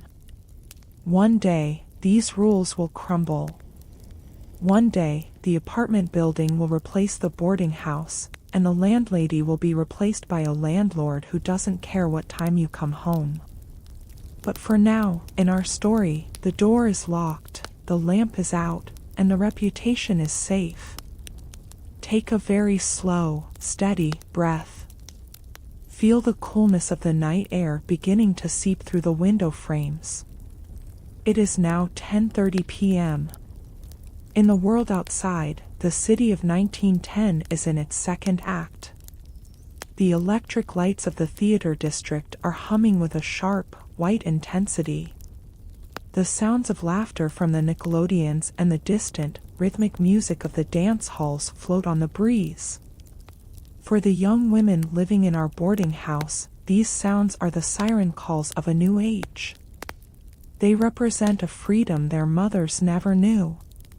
But that freedom has a boundary. And that boundary is exactly 30 minutes away. Imagine the internal clock of a boarder out on the town. She is standing under a street lamp, perhaps talking to a friend, or lingering after a show. She feels the vibration of the city, the pulse of independence. But in the back of her mind, there is a ghost. The ghost of the landlady's silver pocket watch. She knows that at 11 p.m., the heavy brass bolt on the front door will slide into place with a definitive, metallic clack. Listen to that sound in your mind. The sound of a door becoming a wall. In 1910, the 11 p.m. curfew was not just a house rule, it was a social contract. To be inside by 11 was to be respectable. To be outside at 11 was to be questionable. It was a razor-thin line that defined a woman's place in the urban hierarchy. Think of the physical journey back to the house. The walk through the streets changes as the hour approaches. The casual stroll becomes a brisk walk, then a hurried march, then a frantic run. Listen to the rhythm of the cobblestones. Click-clack, click-clack, click-clack. The sound of leather heels hitting the stone is like a heartbeat, faster and faster as the minutes bleed away. She passes the dark silhouettes of the warehouses, the closed shops, the sleeping horses tied to hitching posts. Everything is a blur because her eyes are fixed on one thing, the glow of the single lamp left in the boarding house hallway. It is 10:55 p.m. The landlady is standing in the foyer. She does not pace. She does not look out the window. She simply stands there, a pillar of tradition, holding a heavy iron key in her hand. She knows every boarder by their footstep. She hears the frantic approach of the late-comers. Thud, thud, thud, up the wooden stoop. The door swings open just as the boarder arrives, breathless, her hat slightly askew, her cheeks flushed from the cold air and the exertion. No words are exchanged. The landlady offers a single, sharp nod. A nod that says, "You made it. Your reputation is safe for another night." But what of the ones who do not make it?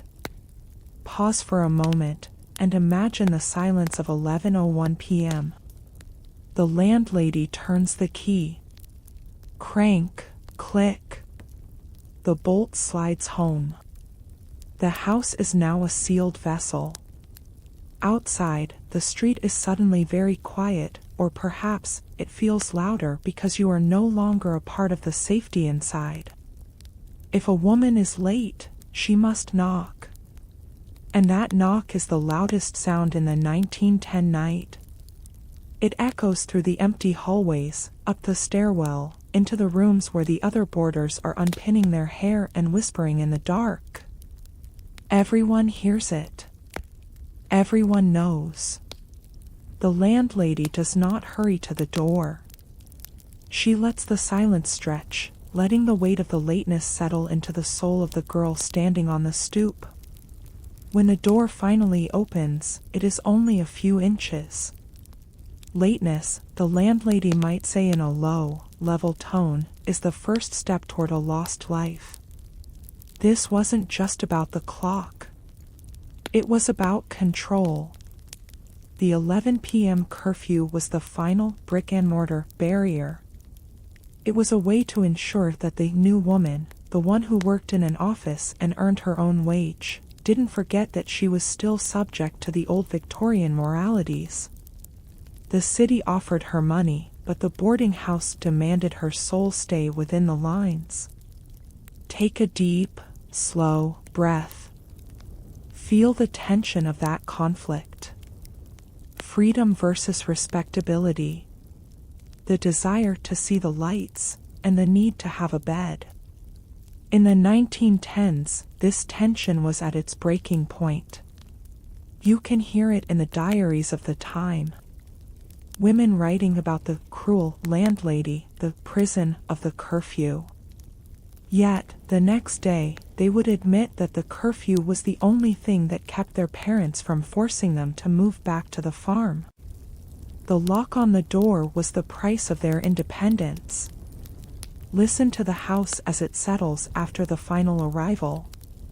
The landlady moves through the hallway, extinguishing the last gas jet. Wish, and the flame vanishes. The house is now held in a thick, velvet darkness. But it is a safe darkness. Within these walls, 15 women are tucked into their beds.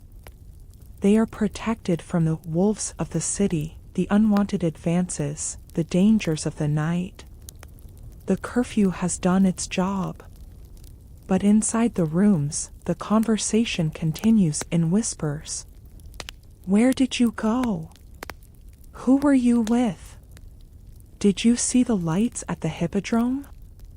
The curfew could lock the door, but it could not lock the imagination.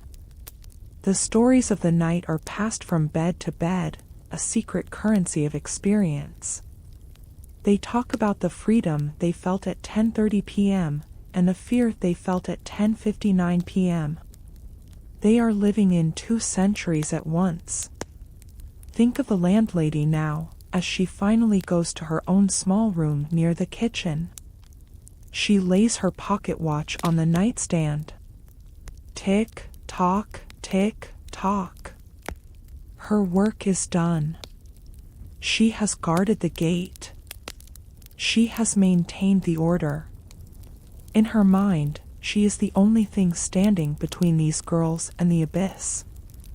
She takes a long, heavy sigh, the sound of a burden finally being set down for a few hours. The house is a fortress of respectability. The 11 p.m. bridge has been crossed. Take a slow, deep breath. The city outside is still humming, but it is a distant world now. The cobblestones are silent. The street lamps are lonely. Inside, there is only the sound of the house breathing. The wood cooling, the blankets rustling, the soft, rhythmic sighs of sleep. The struggle between freedom and respectability has been paused until the morning.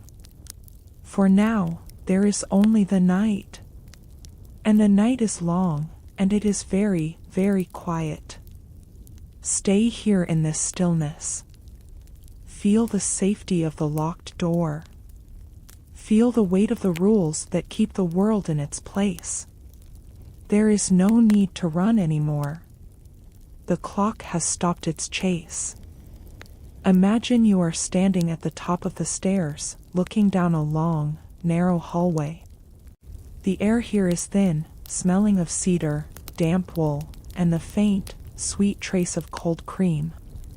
In 1910, the concept of private space was a luxury few could afford. For the working woman, her home was not a house, or even a suite, but a fraction of a room. She lived in a paradox. She was miles away from her family, yet she was never, ever, truly alone. Listen to the sounds of this shared existence. The soft creak of a bed spring as a roommate shifts in her sleep. The rustle of a cotton nightgown. The rhythmic, muffled thud of a hairbrush hitting a wooden dresser.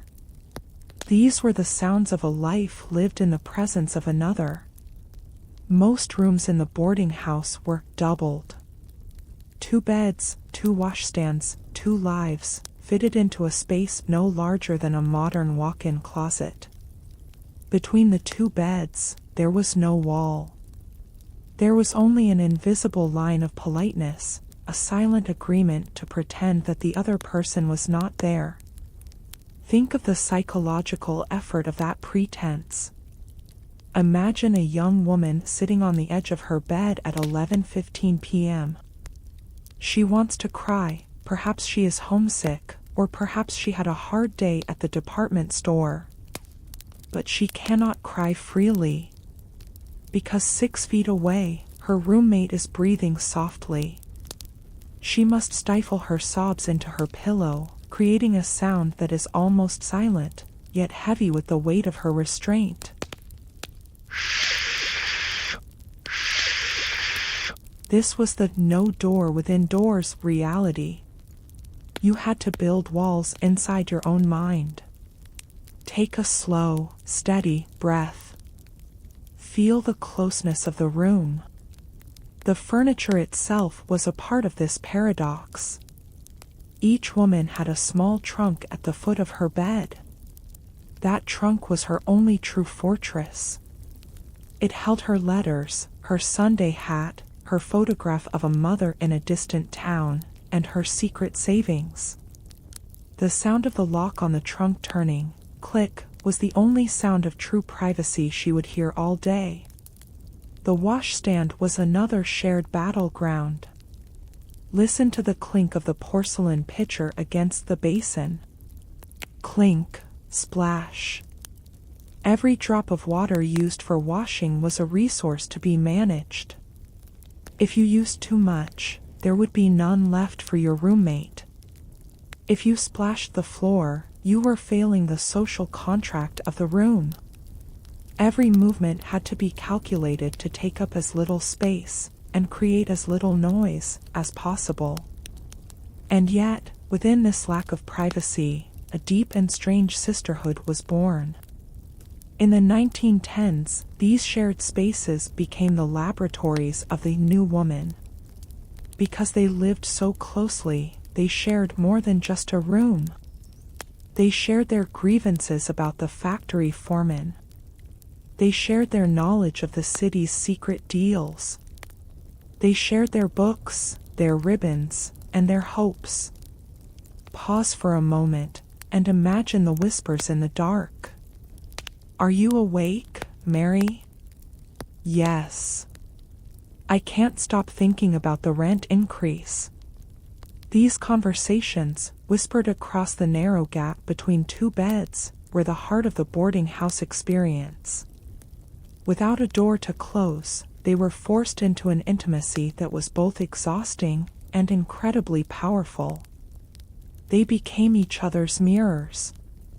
They watched each other dress, they watched each other age, they watched each other's dreams flicker and sometimes fade.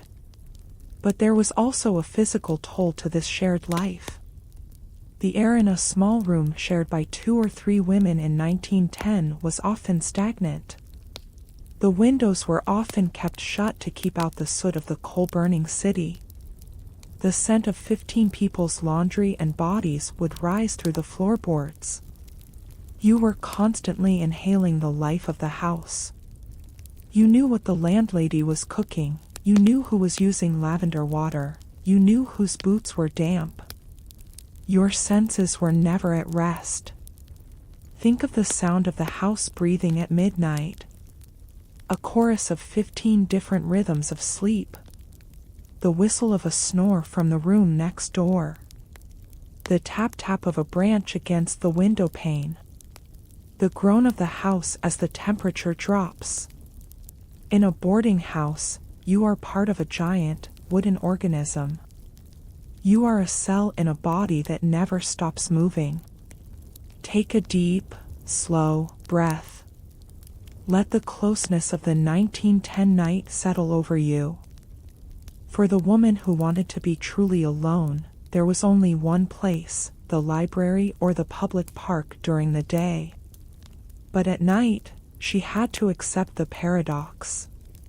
She had to find a way to be solitary in a room full of breath. Many women found this through the inner gaze. They would stare at the ceiling, at the flickering shadows cast by the dying gaslight, and they would build a world inside themselves where no one else could enter. This was the training ground for the modern world. Learning to live among strangers, learning to navigate the boundaries of mine and ours. The boarding house was a microcosm of the crowded, industrial city. It was a lesson in tolerance, in restraint, and in the silent language of shared survival. Listen to the silence of the room now. The roommate has finally fallen into a deep sleep. Her breathing is steady, a soft, rhythmic hush, hush. The young woman on the other bed finally feels a moment of true peace. The house is still. The walls are thin, but for now, the world is far away. She reaches out her hand and touches the cold brass of the bed frame. It is solid. It is real. She is a single person, in a single bed, in a city of millions. The paradox of being alone, together, is the story of her life. Take a long, slow, deep breath. Feel the air moving in and out of your lungs. The 1910s were a time of transition, from the large family homes of the past to the solitary apartments of the future. And the boarding house was the bridge. It was the place where we learned how to be individuals, while still hearing the heartbeat of the person in the next bed. Stay in this closeness for a moment. Feel the warmth of the shared room. Listen to the soft, steady sounds of a house full of people, all dreaming their own, private dreams, in a space that has no doors. Imagine the texture of the wall beside your bed. It is covered in a faded, floral wallpaper, perhaps a pattern of climbing ivy or pale roses, but beneath that paper is only a thin layer of plaster and wooden lath. It is a wall that breathes. In 1910, privacy was a fragile illusion. These grand houses, originally built for single, wealthy families, had been carved into many smaller pieces. New walls had been thrown up in haste, thin partitions designed to create more rooms, more boarders, more rent. These walls were never meant to be soundproof. They were merely visual curtains. Listen to the world of whispers on the other side. The muffled thump of a book being laid on a nightstand. The distant, metallic clink of a belt buckle hitting a floorboard. The soft, rhythmic creak of a rocking chair 2 rooms away. In the boarding house, you did not just live in your room, you lived in the echo of everyone else's room. Think of the psychological intimacy of this. You knew the secrets of people whose faces you barely saw in the dining room. You knew the man in room 8 had a recurring cough that kept him up until 2 a.m. You knew the girl in room 12 cried every Tuesday night after the mail was delivered. You knew when a couple was arguing in hushed, urgent tones, the sibilant SSSH of their voices vibrating through the plaster like a secret code.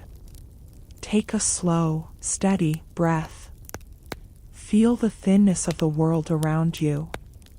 In the silence of the night, the walls became like the skin of a drum. A cough in one room was a vibration in the next. A sigh in the attic could be felt in the cellar.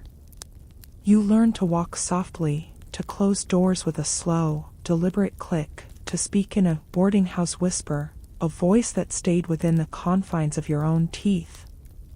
But these thin walls were also the source of a profound, unasked for empathy. Imagine a young woman, lying awake at midnight. She is lonely, overwhelmed by the scale of the city. But then, through the wall, she hears the soft, steady rhythm of her neighbors snoring. Or the faint, muffled sound of a distant piano being played downstairs. These sounds were reminders that she was not alone in her struggle. The walls were thin enough to let the loneliness out, and let the community in. Listen to the house settling into the cold. Crack. Pop. The wood is contracting as the temperature drops. These sounds travel through the walls like lightning. You learn to distinguish between the house sounds and the human sounds. The house sounds are predictable, the humans are not. The 1910s were a decade of forced proximity. The city was becoming crowded, and the boarding house was the ultimate expression of that crowding. You were constantly aware of the other. Behind that thin layer of plaster was a life completely different from your own, a different language, a different religion, a different set of fears. Yet, you were separated by only 2 inches of wood and lime. Think of the gossip that lived in these walls. Whispers travel through the gaps in the floorboards and the spaces around the radiator pipes. Did you hear? Did you see? The boarding house was a giant ear. Nothing was truly hidden. If you stayed out past the curfew, the sound of the landlady's key was heard by everyone on the first floor. If you received a telegram, the news traveled up the stairs faster than the messenger. Pause for a moment and imagine the stillness of the hallway. The gaslight has been turned so low it is just a tiny, blue bead of flame. The shadows on the wallpaper look like moving forests. You are lying in bed, and you realize that your breath is synchronized with the breath of the person in the next room. In and out. In and out. The thin plaster wall has disappeared. There is only a collective, human pulse. This lack of privacy created a unique type of character. The boarding house boarder had to be a master of discretion. You learned to see without looking, and hear without listening. It was a social survival skill. You ignored the sounds of grief, you ignored the sounds of struggle.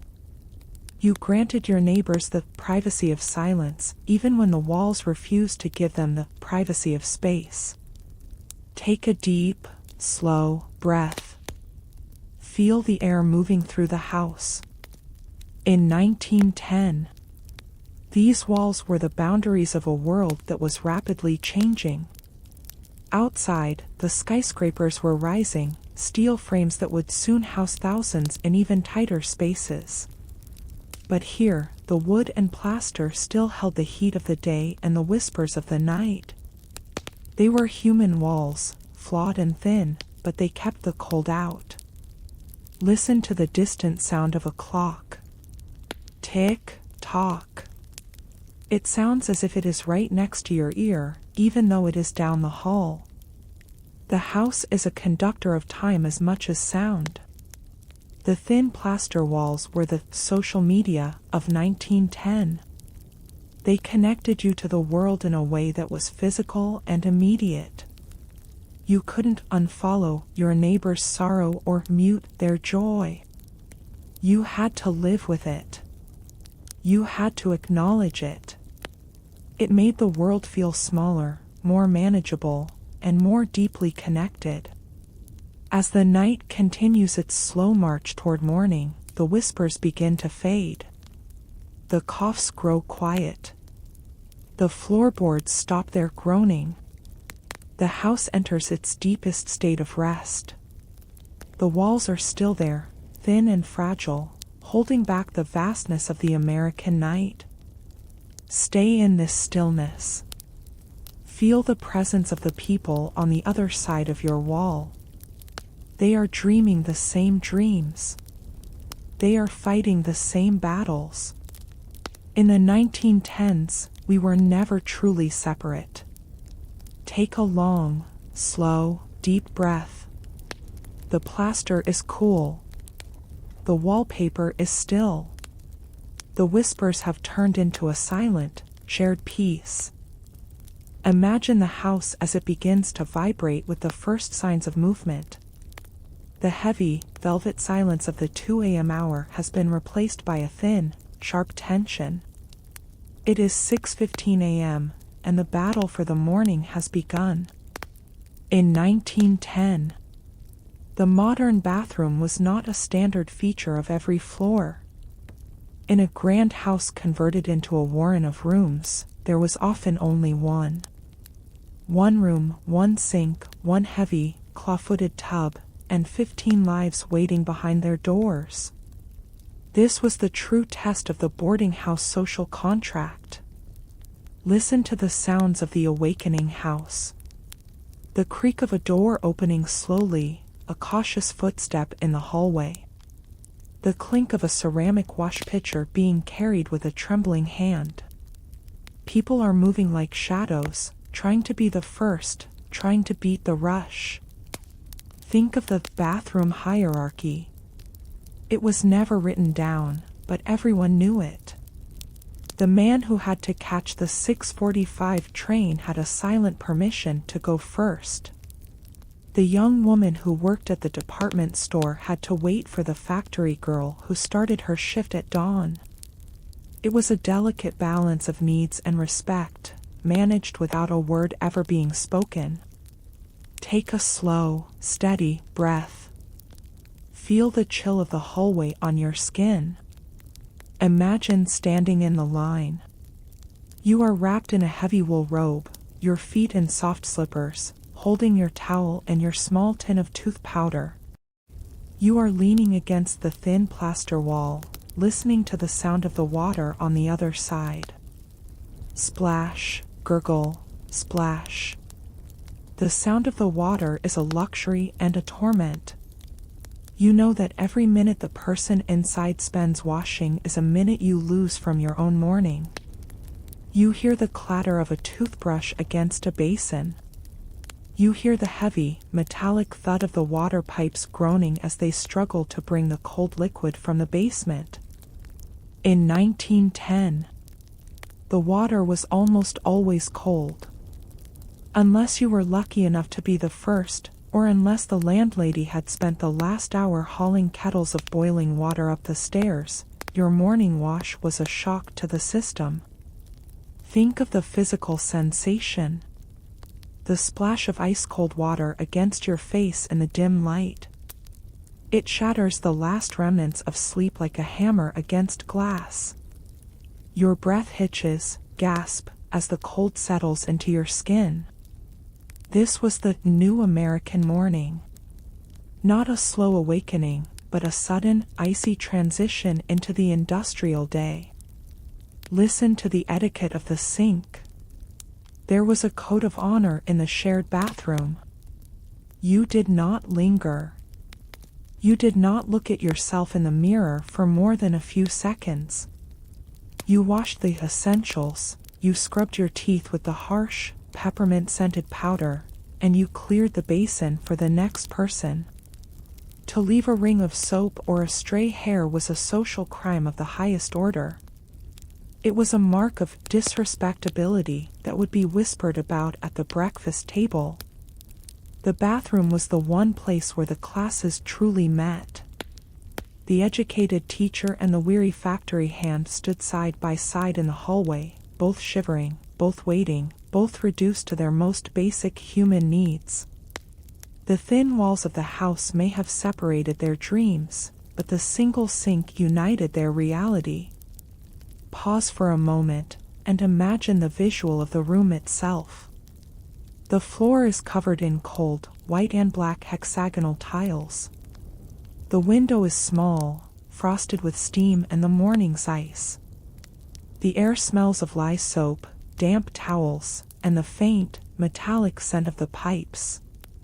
It is not a place of comfort, it is a place of utility.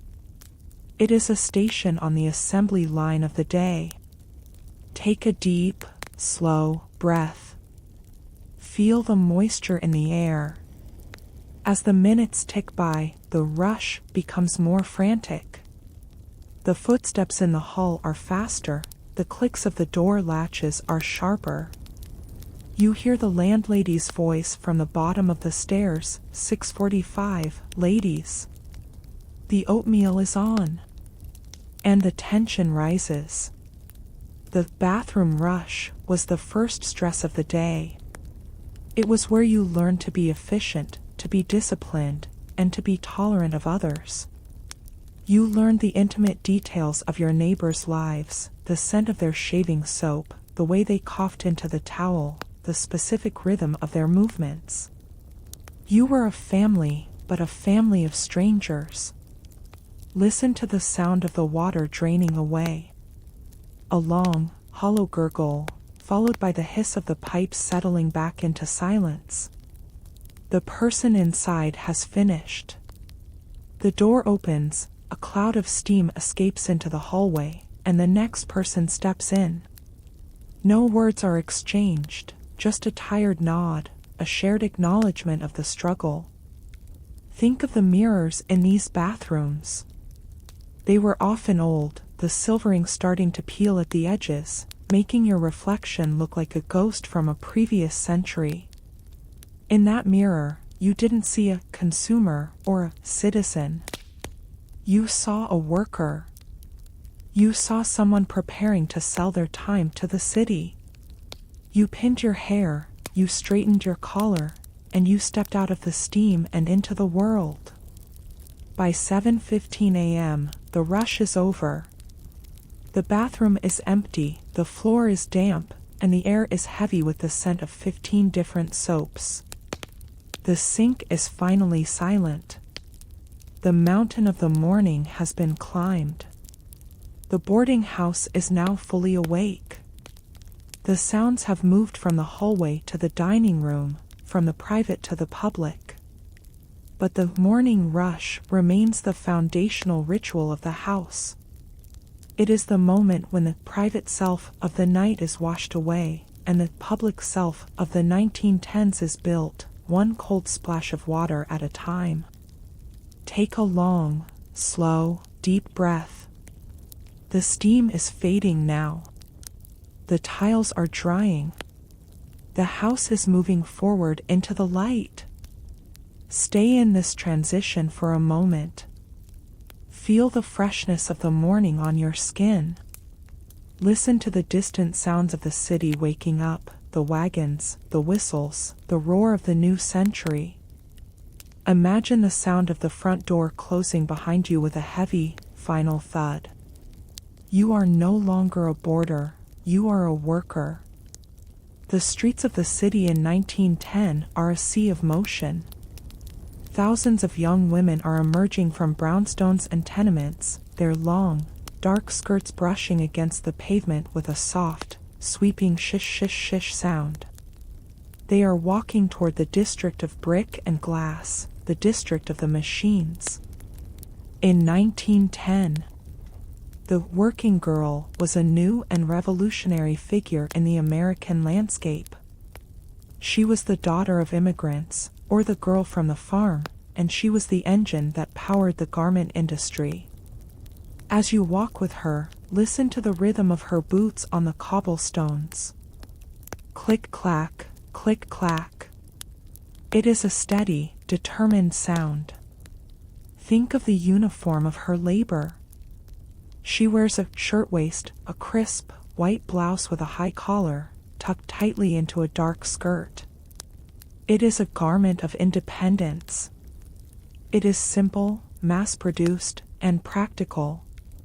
But as she approaches the factory gates, the white fabric will soon be touched by the gray dust of the city and the dark oil of the sewing machines. Take a slow, steady breath. Feel the air grow heavier with the scent of coal smoke and ozone. The factory building looms ahead, a massive, silent giant of red brick. But as you get closer, the silence begins to fracture. You hear a low, vibrating hum that seems to travel through the ground and into the soles of your feet. It is the sound of the power belts. The sound of the overhead shafts beginning to spin. For the factory girl, this sound is the heartbeat of her day. She enters the gates, passes the time clock, and the world of the boarding house vanishes. Imagine the room where she works. It is a vast, open space filled with rows upon rows of black iron sewing machines. The windows are tall, but they are covered in a thin layer of grime, letting in a filtered, dusty light.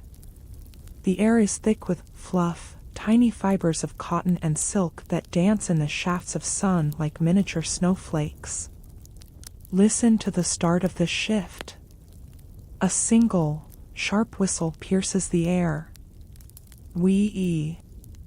And then, the roar begins. Hundreds of needles hitting fabric at once. The sound is relentless. It is not a noise you hear with your ears, it is a noise you feel in your teeth, in your bones. For 10 hours today, this girl will sit on a backless wooden stool, her eyes fixed on the narrow path of the needle, her foot rhythmic on the treadle. Think of the physical toll of this focus. The strain on the eyes in the flickering gaslight. the ache in the neck from bending over the machine. The vibration of the iron table travels up her arms, numbing her fingers. Yet, she moves with a grace that is almost hypnotic. She feeds the fabric, she snips the thread, she clears the bobbin. Snip, click, slide. There is a strange, mechanical poetry in her movements. She has become a part of the machine. She is no longer Mary or Anna, she is operator number 42. But inside her mind, the world of the boarding house still lives. Take a deep, slow breath. Let the roar of the factory fade into a low, distant hum. In the 1910s, the factory floor was a place of social tension. Here, the girls from our boarding house met women from the tenements of the Lower East Side or the West Side. They spoke a dozen different languages, but they all understood the language of the needle. In the brief moments when the foreman wasn't looking, they would exchange whispers.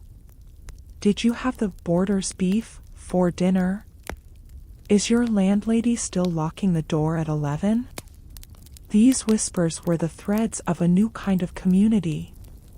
They were the beginning of the labor unions, the seeds of the strikes, the collective realization that they were the ones building the wealth of the nation. The shirtwaist makers were not just sewing clothes, they were sewing the fabric of a new society. But the reality was harsh. The air was stagnant, the doors were often locked from the outside to prevent theft or unauthorized breaks. The memory of the 1911 Triangle Shirtwaist Fire hangs over this history like a dark cloud. The girls in our story are working in the shadow of that danger, yet they keep walking, they keep sewing, they keep dreaming. Listen to the sound of the midday break. The machines stop. The sudden silence is jarring, it rings in the ears like a bell. The girls reach for their tin lunch pails, the ones the landlady packed in the dark of the morning. They sit on the floor, or on the fire escapes, and they eat their cold biscuits and apples. Think of the taste of that apple. Crisp, sweet, and briefly, a reminder of the world outside the brick walls. For 30 minutes, they are human again. They talk about the boys they met at the dance hall, the movies they want to see, the hats they saw in the windows of Macy's. Take a slow, steady breath. Feel the heat of the sun on the fire escape. And then, the whistle blows again. Wee-ee. The roar returns. The needles resume their dance. Clatter, clatter, clatter. The afternoon is a long, slow crawl toward the evening. The shadows in the factory grow long and distorted. The girls' shoulders drop with fatigue. Their fingers grow clumsy, but the machine does not slow down. It is the master of time. But as the sun finally begins to set, and the gas lamps are lit on the street corners, a new energy begins to stir. The shift is ending. The long, mechanical day is over. Listen to the final whistle. It is a sound of liberation. The machines spin down, a long, descending horror. The girls stand up, stretching their stiff limbs, rubbing their eyes. They wash the oil from their hands in a communal sink, and they step back out into the cool, blue evening. They are no longer operators. They are young women in the city. They walk away from the brick giant, back toward the boarding house, back toward the lace curtains and the shared parlor. They carry the scent of the factory with them, the smell of cotton dust and machine oil, but they also carry their wages in their pockets. Think of the weight of those few dollars. It is the weight of freedom. It is the reason they endure the noise, the heat, and the fatigue.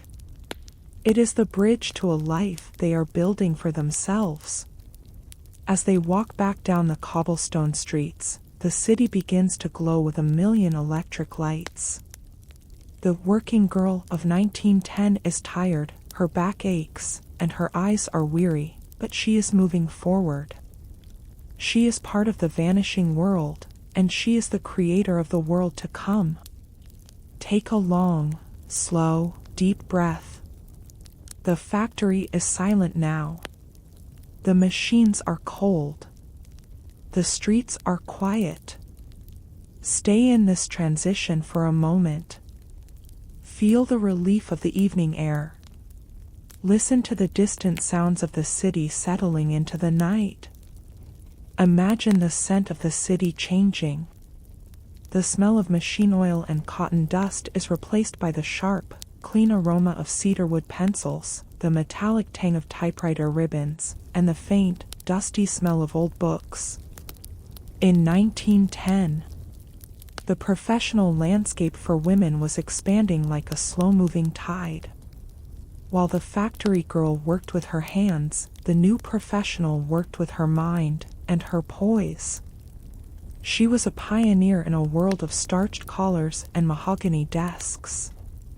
As we follow her to her place of work, listen to the refined rhythm of her morning.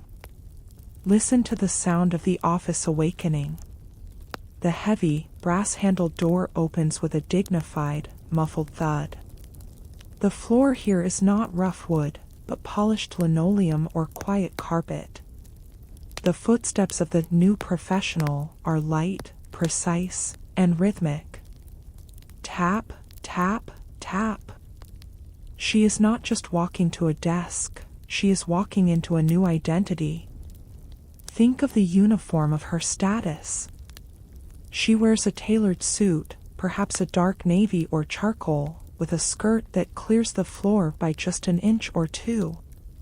Her blouse is silk, her hat is smaller, more businesslike. She is the image of efficiency.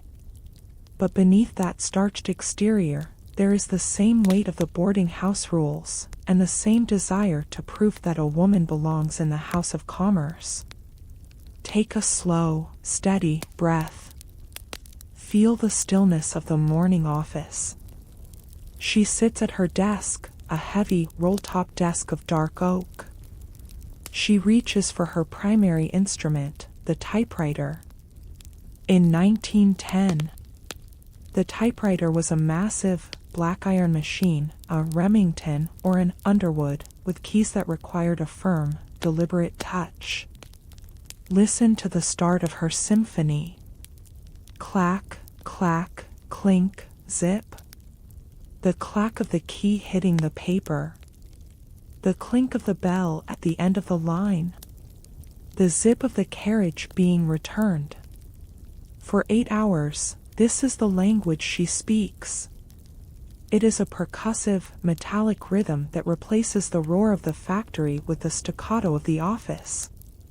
It requires a different kind of endurance, a mental focus that leaves the eyes tired and the fingertips numb.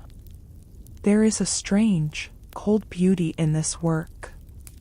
She is transcribing the thoughts of men, the contracts of corporations, the letters of the powerful. She is the silent witness to the growth of the American empire.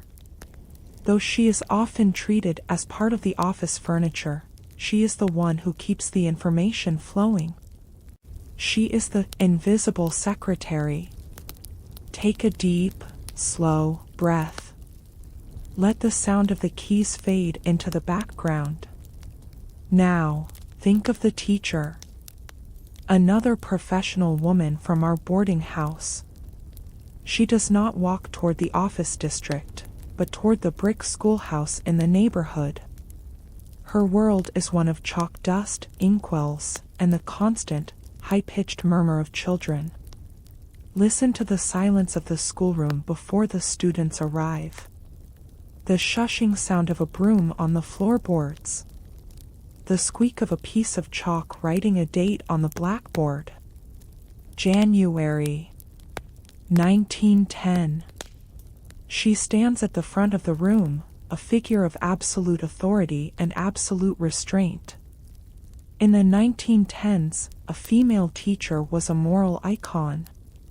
She was forbidden from marrying, forbidden from being seen in dance halls, forbidden from having even the slightest blemish on her character. Her professional life was a continuous performance of respectability. Think of the burden of that performance. Every word she speaks, every gesture she makes, is measured against the standards of the community.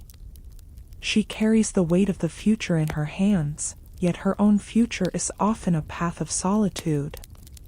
Take a slow, steady breath. Feel the dry, dusty air of the classroom. For the professional women of the boarding house, the midday break is a more refined affair than the factory girl's lunch. They might walk to a ladies' tea room or sit in a small park with a sandwich wrapped in waxed paper. They talk about the new books, the suffragist meetings they attended in secret, or the typewriter's cramp that makes their hands shake. Did the manager give you the new ledger? The children were restless today. I think the winter is making them bold. These conversations are the whispers of a changing social order. These women are earning more than the factory girls, but they are spending more to maintain their status. Their shoes must be polished, their gloves must be clean, their reputations must be spotless. They are living in the gilded cage of the professional world.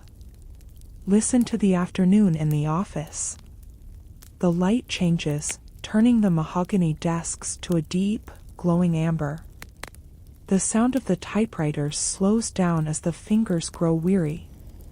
Clack, clack, clink. The ticking of the office clock becomes the dominant sound. The office professional looks at the stack of papers yet to be filed. The teacher looks at the ink-stained fingers of her students. They are both tired in a way that sleep doesn't quite fix. It is a fatigue of the nerves, of the mind, of the constant need to be perfect in a world that is watching for them to fail. But as the sun sets, and the office doors are finally locked, a sense of quiet pride settles over them. They step out into the evening air, their bags filled with papers, their minds filled with the day's tasks. They are not just workers, they are career women, a term that is just beginning to take root in the American vocabulary. Think of the walk back to the boarding house.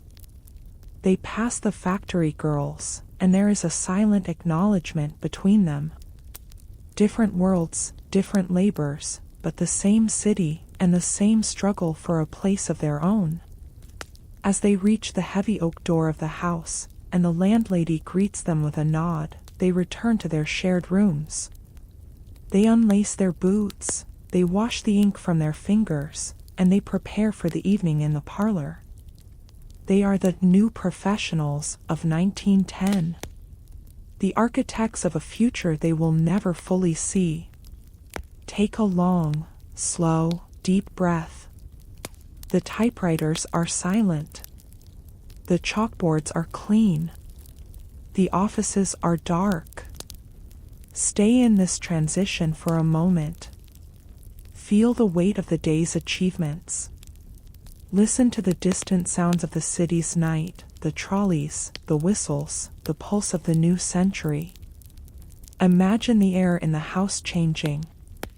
The dry scent of the office is gone, replaced by a thick, heavy blanket of humidity and the sharp, alkaline smell of lye soap. In 1910, laundry was not a chore, it was an ordeal. It was a test of muscle, endurance, and patience that began long before the sun touched the horizon. For the landlady, Monday was a day of water and fire. As we step into the washroom, listen to the heavy, liquid rhythm of the morning. Listen to the sound of the water. The splash and gurgle of the heavy copper boiler being filled. The clank of the iron bucket hitting the floorboards. Before a single shirt could be cleaned, gallons upon gallons of water had to be hauled by hand from the pump and heated until the steam filled the room like a thick, white fog. Think of the heat in the wash house. It is 6 a.m., and the temperature is already rising. The windows are clouded with moisture, dripping with the sweat of the house.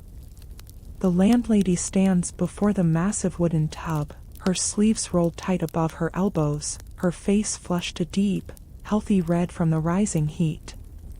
Take a slow, steady breath. Feel the dampness in the air, clinging to your skin. She reaches for her primary weapon, the washboard. In 1910, the washboard was a frame of wood with a surface of corrugated zinc or glass. It was a cold, hard instrument of friction. She plunges a heavy linen sheet into the boiling water, and the work begins. Listen to the sound of the scrub. Scritch, scrape, slosh. Scritch, scrape, slosh. It is a harsh, repetitive sound that echoes against the wet walls. She grips the fabric with both hands, her knuckles white, her arms moving in a long, powerful arc. She rubs the cloth against the ridges of the board, over and over, until the lye soap creates a thin, gray foam. This is the manual labor that built the reputation of the house. A respectable boarder could not wear a grayish shirt, it had to be blindingly white. The rhythm is relentless. To wash for 15 people is to scrub for 10 hours. There is no shortcut. There is only the friction, the heat, and the steady, rhythmic movement of the body. Her back begins to ache, a deep, burning pull across her shoulder blades, but she does not stop. The steam enters her lungs, making every breath feel heavy and warm. Take a deep, slow breath. Let the sound of the scrubbing fill your mind. Now, think of the soap. This was not the gentle liquid of the future. This was PNG or Fels naphtha, heavy bars of yellow soap that smelled of pine and chemicals. It was designed to eat through the coal dust of the city, but it also ate through the skin of the hands. By noon, the landlady's fingers are pruned white, wrinkled, and raw. Every immersion in the hot water is a stinging reminder of the price of cleanliness. Listen to the sound of the wringer. A heavy, iron and rubber machine clamped to the side of the tub. She feeds the heavy, sodden sheets through the rollers. The water is forced out in a sudden, violent gush. The creak of the iron handle turning is the sound of the 1910 Monday. It requires the strength of a man, but it is performed by a woman who hasn't sat down since 4 a.m. Take a slow, steady breath. Feel the exhaustion in the muscles. Midway through the day, the backyard becomes a theater of white. The laundry must be hung. The landlady carries a heavy wicker basket, its sides damp, out into the crisp air. The transition from the steaming wash house to the cold backyard is a shock, a sudden, sharp shiver that runs down the spine. Listen to the sounds of the clothesline. The snap of a wet sheet being shaken out. The clack-clink of the wooden clothespins being bitten onto the line. The wind catches the fabric, and suddenly, the yard is filled with the sound of white sails. Flap, flap, snap. It is the only light sound of the day. Monday is a long road, she might whisper to herself as she looks at the dozens of shirts still waiting in the tub. But a clean house is a quiet house. These sheets are the maps of the boarders' lives. She knows who works in the coal yards by the blackness of the collars. She knows who is sick by the scent of the pillowcases. She knows who is careful and who is reckless. The laundry is the ultimate truth of the boarding house. Nothing can be hidden from the washboard. Take a deep, slow breath. Let the image of the white sheets dancing in the wind settle over you.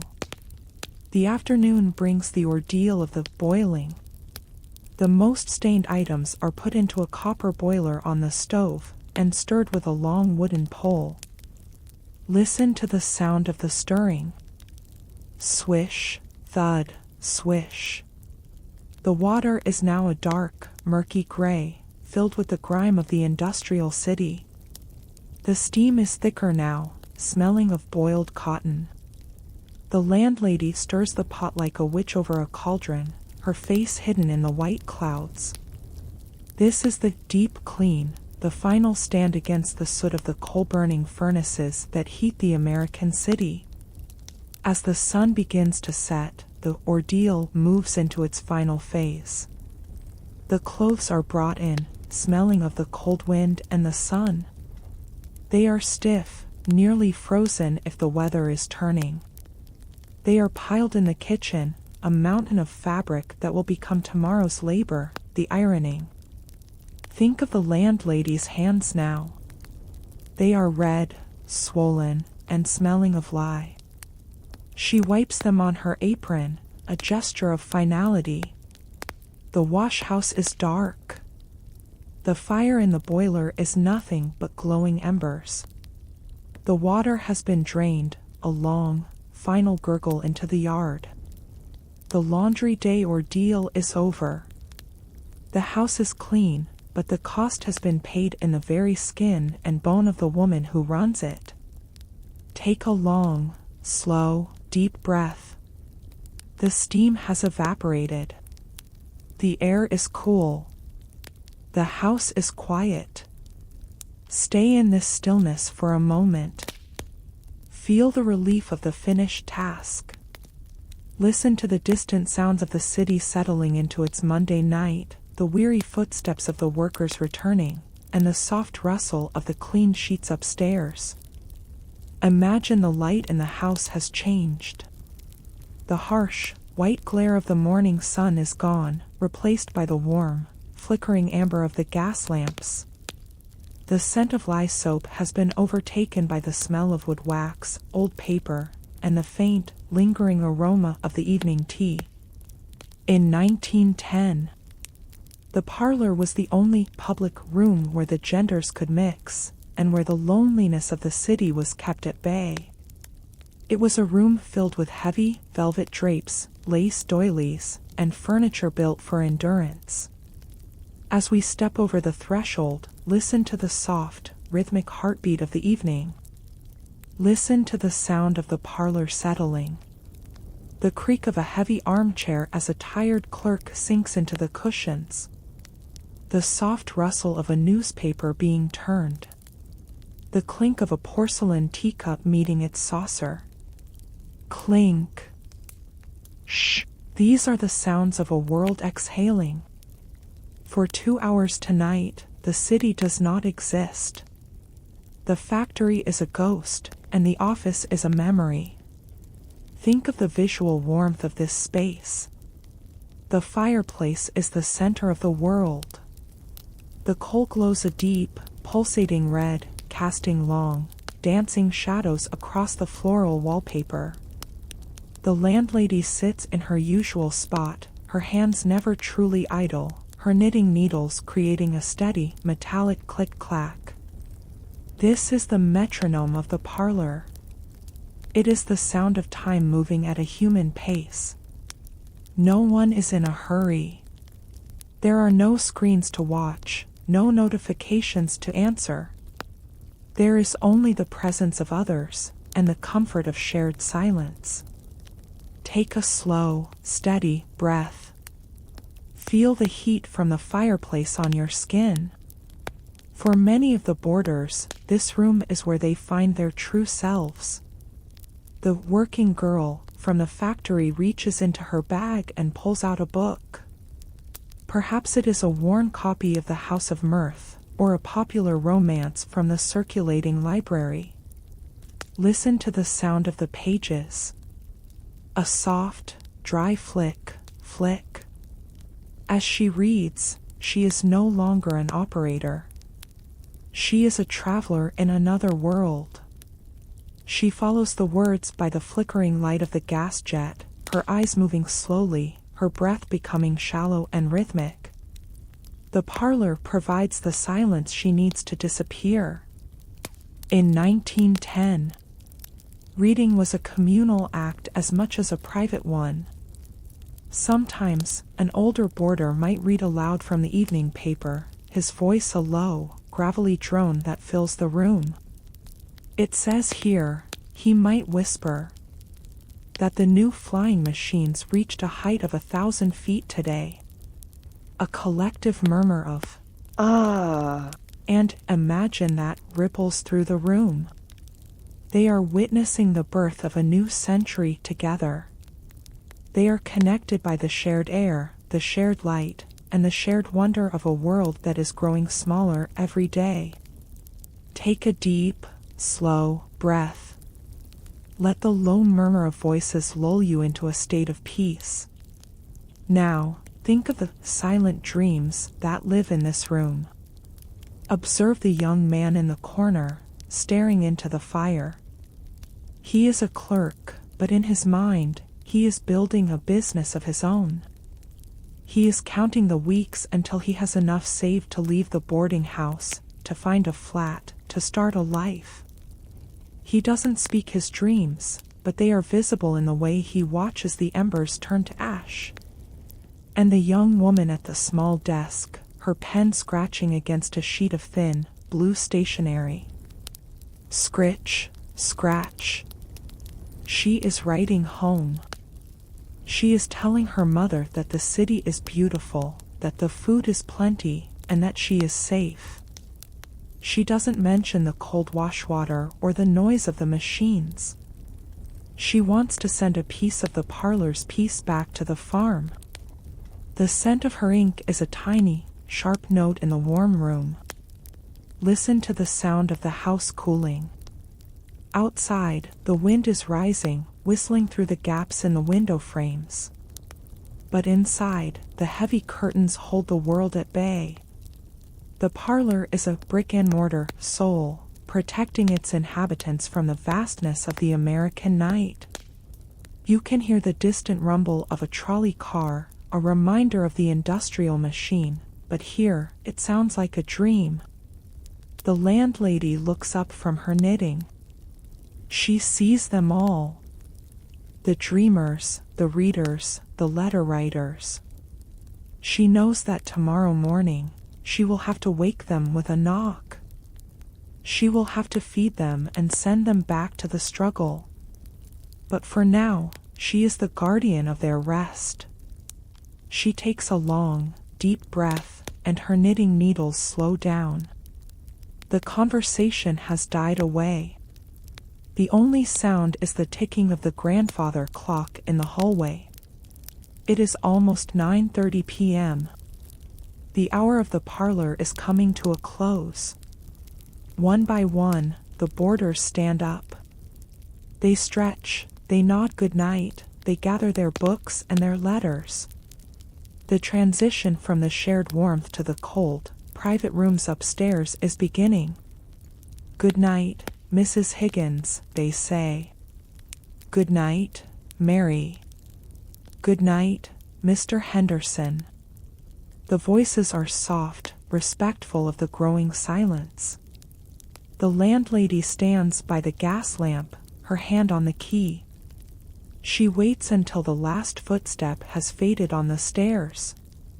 Think of the silence of the empty parlor.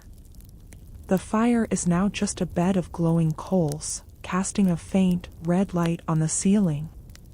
The scent of the tea is gone. The room is cold, but it still holds the energy of the dreams that were dreamed here tonight. The landlady turns the key. Wish. The flame vanishes. The house is now a world of shadows. But for those 2 hours, it was a home. It was a place where the invisible people of 1910 could be seen, if only by each other. Take a long, slow, deep breath. The parlor is dark. The dreams are tucked away. The house is quiet. Stay in this stillness for a moment. Feel the weight of the night. Listen to the rhythmic breathing of the house as it settles into its deepest rest. Imagine the house as a map. On the surface, it is a collection of rooms and hallways, but beneath that, it is a complex web of social status, of origins, and of the subtle, heavy weight of prejudice that defined the American experience in the early 20th century. In 1910, the boarding house was a microcosm of the great American melting pot. But that pot was not yet a blend, it was a collection of distinct layers. As we walk through the silent hallways tonight, listen to the unspoken language of the house. Think of the arrival hierarchy. A young woman arriving from an English-speaking town in the Midwest was met with a different look than a woman arriving from a village in Poland or Italy. The respectability we discussed earlier was often tied to how well you spoke the language, how familiar your customs were, and how easily you could disappear into the American ideal. For the immigrant boarder, the house was not just a place to sleep, it was a place of constant, quiet negotiation. Listen to the sound of a secret language. Inside room 9, perhaps, two sisters from a coastal town in Ireland are whispering. Their voices are a soft, rhythmic hush-hush, punctuated by the musical lilt of their native tongue. But the moment the door opens, or the moment they step into the hallway, they switch to the flat, careful English they have been practicing. They are trying to smooth away their accents, to file down the edges of their identity, just so the landlady won't find a reason to raise their rent or look at them with suspicion. Take a slow, steady breath. Feel the tension of that dual identity.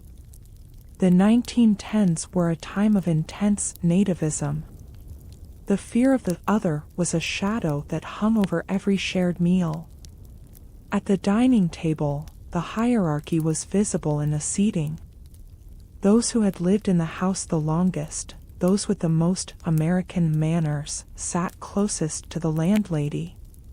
The newcomers, the ones with the strange-smelling lunches or the hesitant English, sat at the far end, near the drafty door. Think of the smell hierarchy. In a house of 15 people, the scent of the home was a battlefield.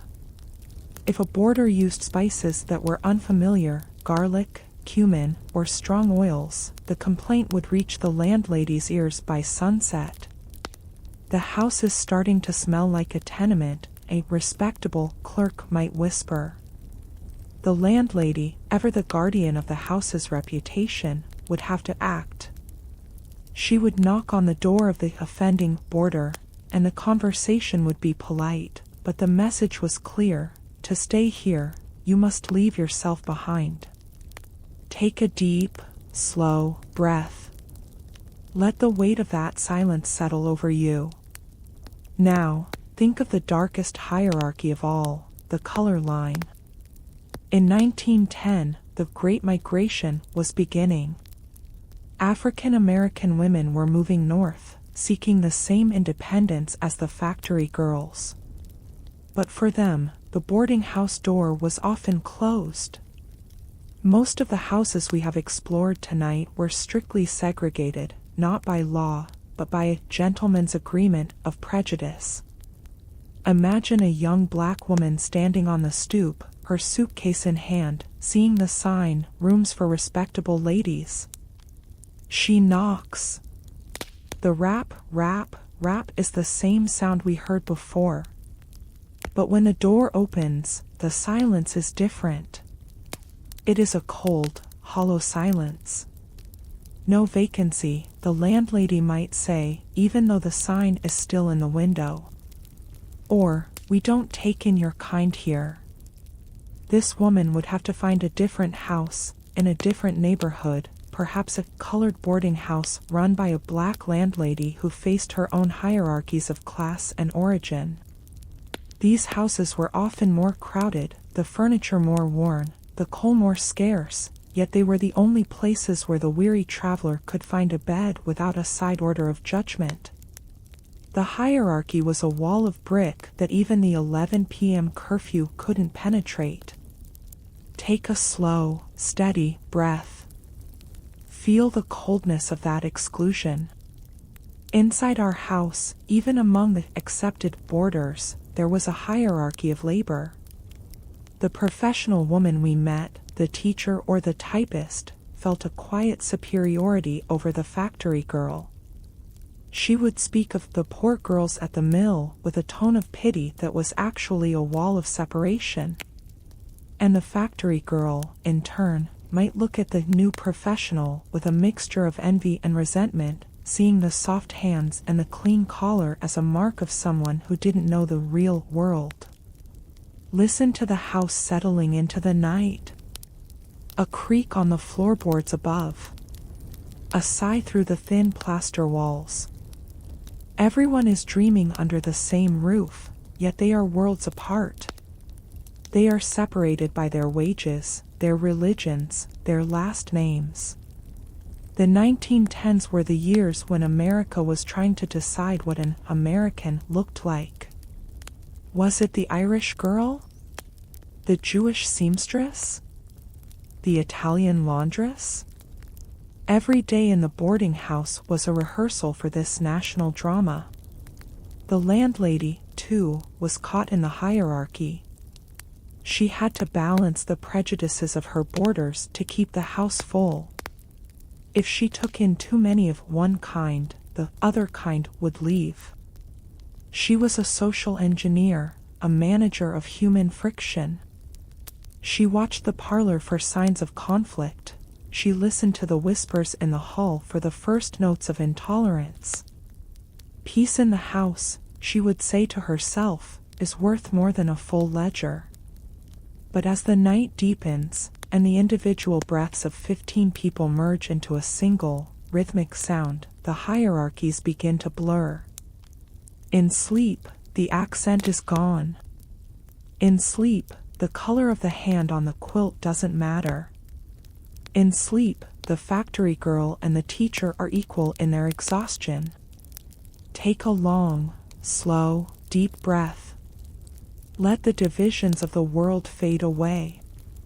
The 1910s were a difficult time, a time of sharp edges and hard lines. But the boarding house was the place where those lines were first crossed. It was the place where the daughter of a Swedish farmer lived in the next room to the daughter of a Russian tailor. They shared a bathroom, they shared a table, and slowly, over years of shared steam and shared bread, the hidden hierarchies began to show their first cracks. Stay in this stillness for a moment. Feel the presence of all those lives, the ones who were welcomed and the ones who were turned away. The history of America is written in the silence between those two realities. Take a long, slow breath.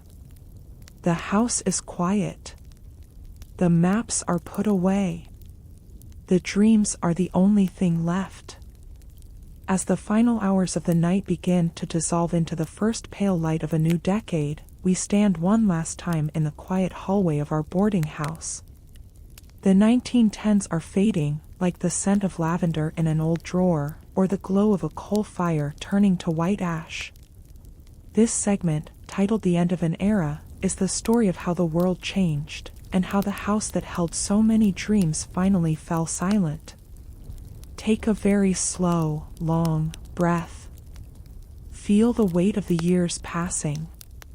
In the years following the Great War, a new sound began to fill the streets of America. It was not the clip-clop of the horse, or the whistle of the steam engine. It was the sound of the jackhammer, the riveting gun, and the hum of the electric elevator. The city was growing upward, and as it grew, the boarding house began to feel like a relic of a slower, more difficult past. Listen to the sound of the new world.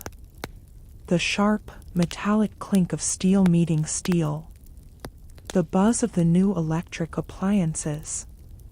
The world was becoming obsessed with privacy and efficiency.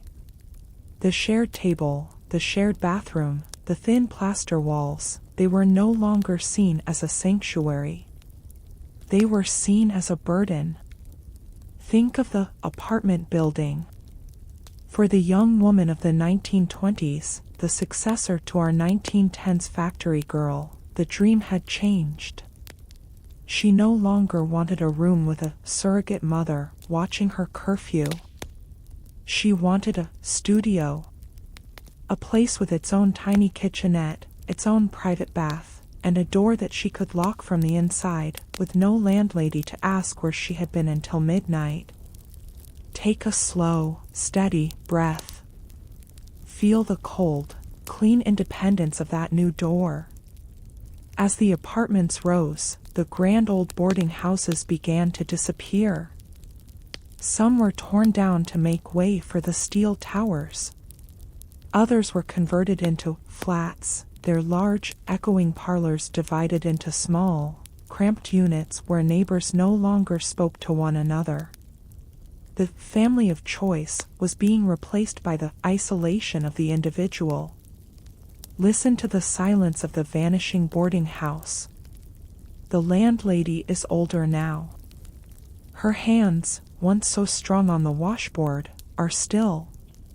She sits in her parlor, but the room feels too large, too quiet. The boarders are leaving, one by one. The teacher has found a flat near the school. The clerk has moved to a suburb reached by the new commuter rail. The factory girl has married and moved to a house with a Frigidaire and an electric stove. The world is moving too fast, she might whisper, as she snuffs the last gas lamp, a lamp that has already been bypassed by the new copper wires of electricity. Wish. Think of the physical objects that were left behind. The heavy oak tables where 15 people once shared a life. The porcelain basins that saw 1,000 morning rushes. The trunks that held a lifetime of secrets. They were sold at auctions, or left in basements, becoming the junk of the next generation. But to us, they are the artifacts of a civilization that valued the shared breath. Take a deep, slow breath. Let the nostalgia of the 1910s wrap around you like a soft, faded quilt. The end of an era was not just about buildings. It was about a change in the human spirit. We traded the intimacy of the thin wall for the safety of the thick wall. We gained our privacy, but we lost our witness. In the boarding house, someone always knew if you were sick. Someone always knew if you were sad. Someone always heard your knock at the door. In the apartment, the silence is absolute. As the sun finally breaks over the horizon of 1920, look one last time at the house on the corner. The lace curtains are dusty. The rooms for rent sign is yellowed and torn. But if you listen closely, very closely, you can still hear the echoes. The scritch-scratch of the landlady's broom. The clink of the teacups in the evening parlor. The click-clack of the heels hurrying for the 11 p.m. curfew. The muffled whispers of dreams shared across a shared room. These sounds are the heartbeat of American history. They are the stories of the boring days that built the foundation of our modern world. Every independent woman today, every professional, every person living their private life in the city, owes a debt to the women who scrubbed the floors and managed the ledgers in 1910. They were the pioneers of the everyday. Take a long, slow, deep breath. The journey is over. The 1910s have surrendered to the light of a new day. The house is empty now, but it is not cold. It is filled with the warmth of 1,000 lives. It is a monument to survival, to to community, and to the quiet power of a shared life. Stay in this final stillness. Feel the peace of the story being told. The history is not in the books, it is in the air we breathe, in the echoes of the houses we inhabit. The light is here. The sun is warm on the window pane. The world of 1910 has vanished, but it lives on in you. Take one last, deep breath. Sleep now, for the era has ended, and the morning is here. Sleep in the knowledge that you are part of a long, beautiful, and continuous story. Good night, from the quiet halls of history.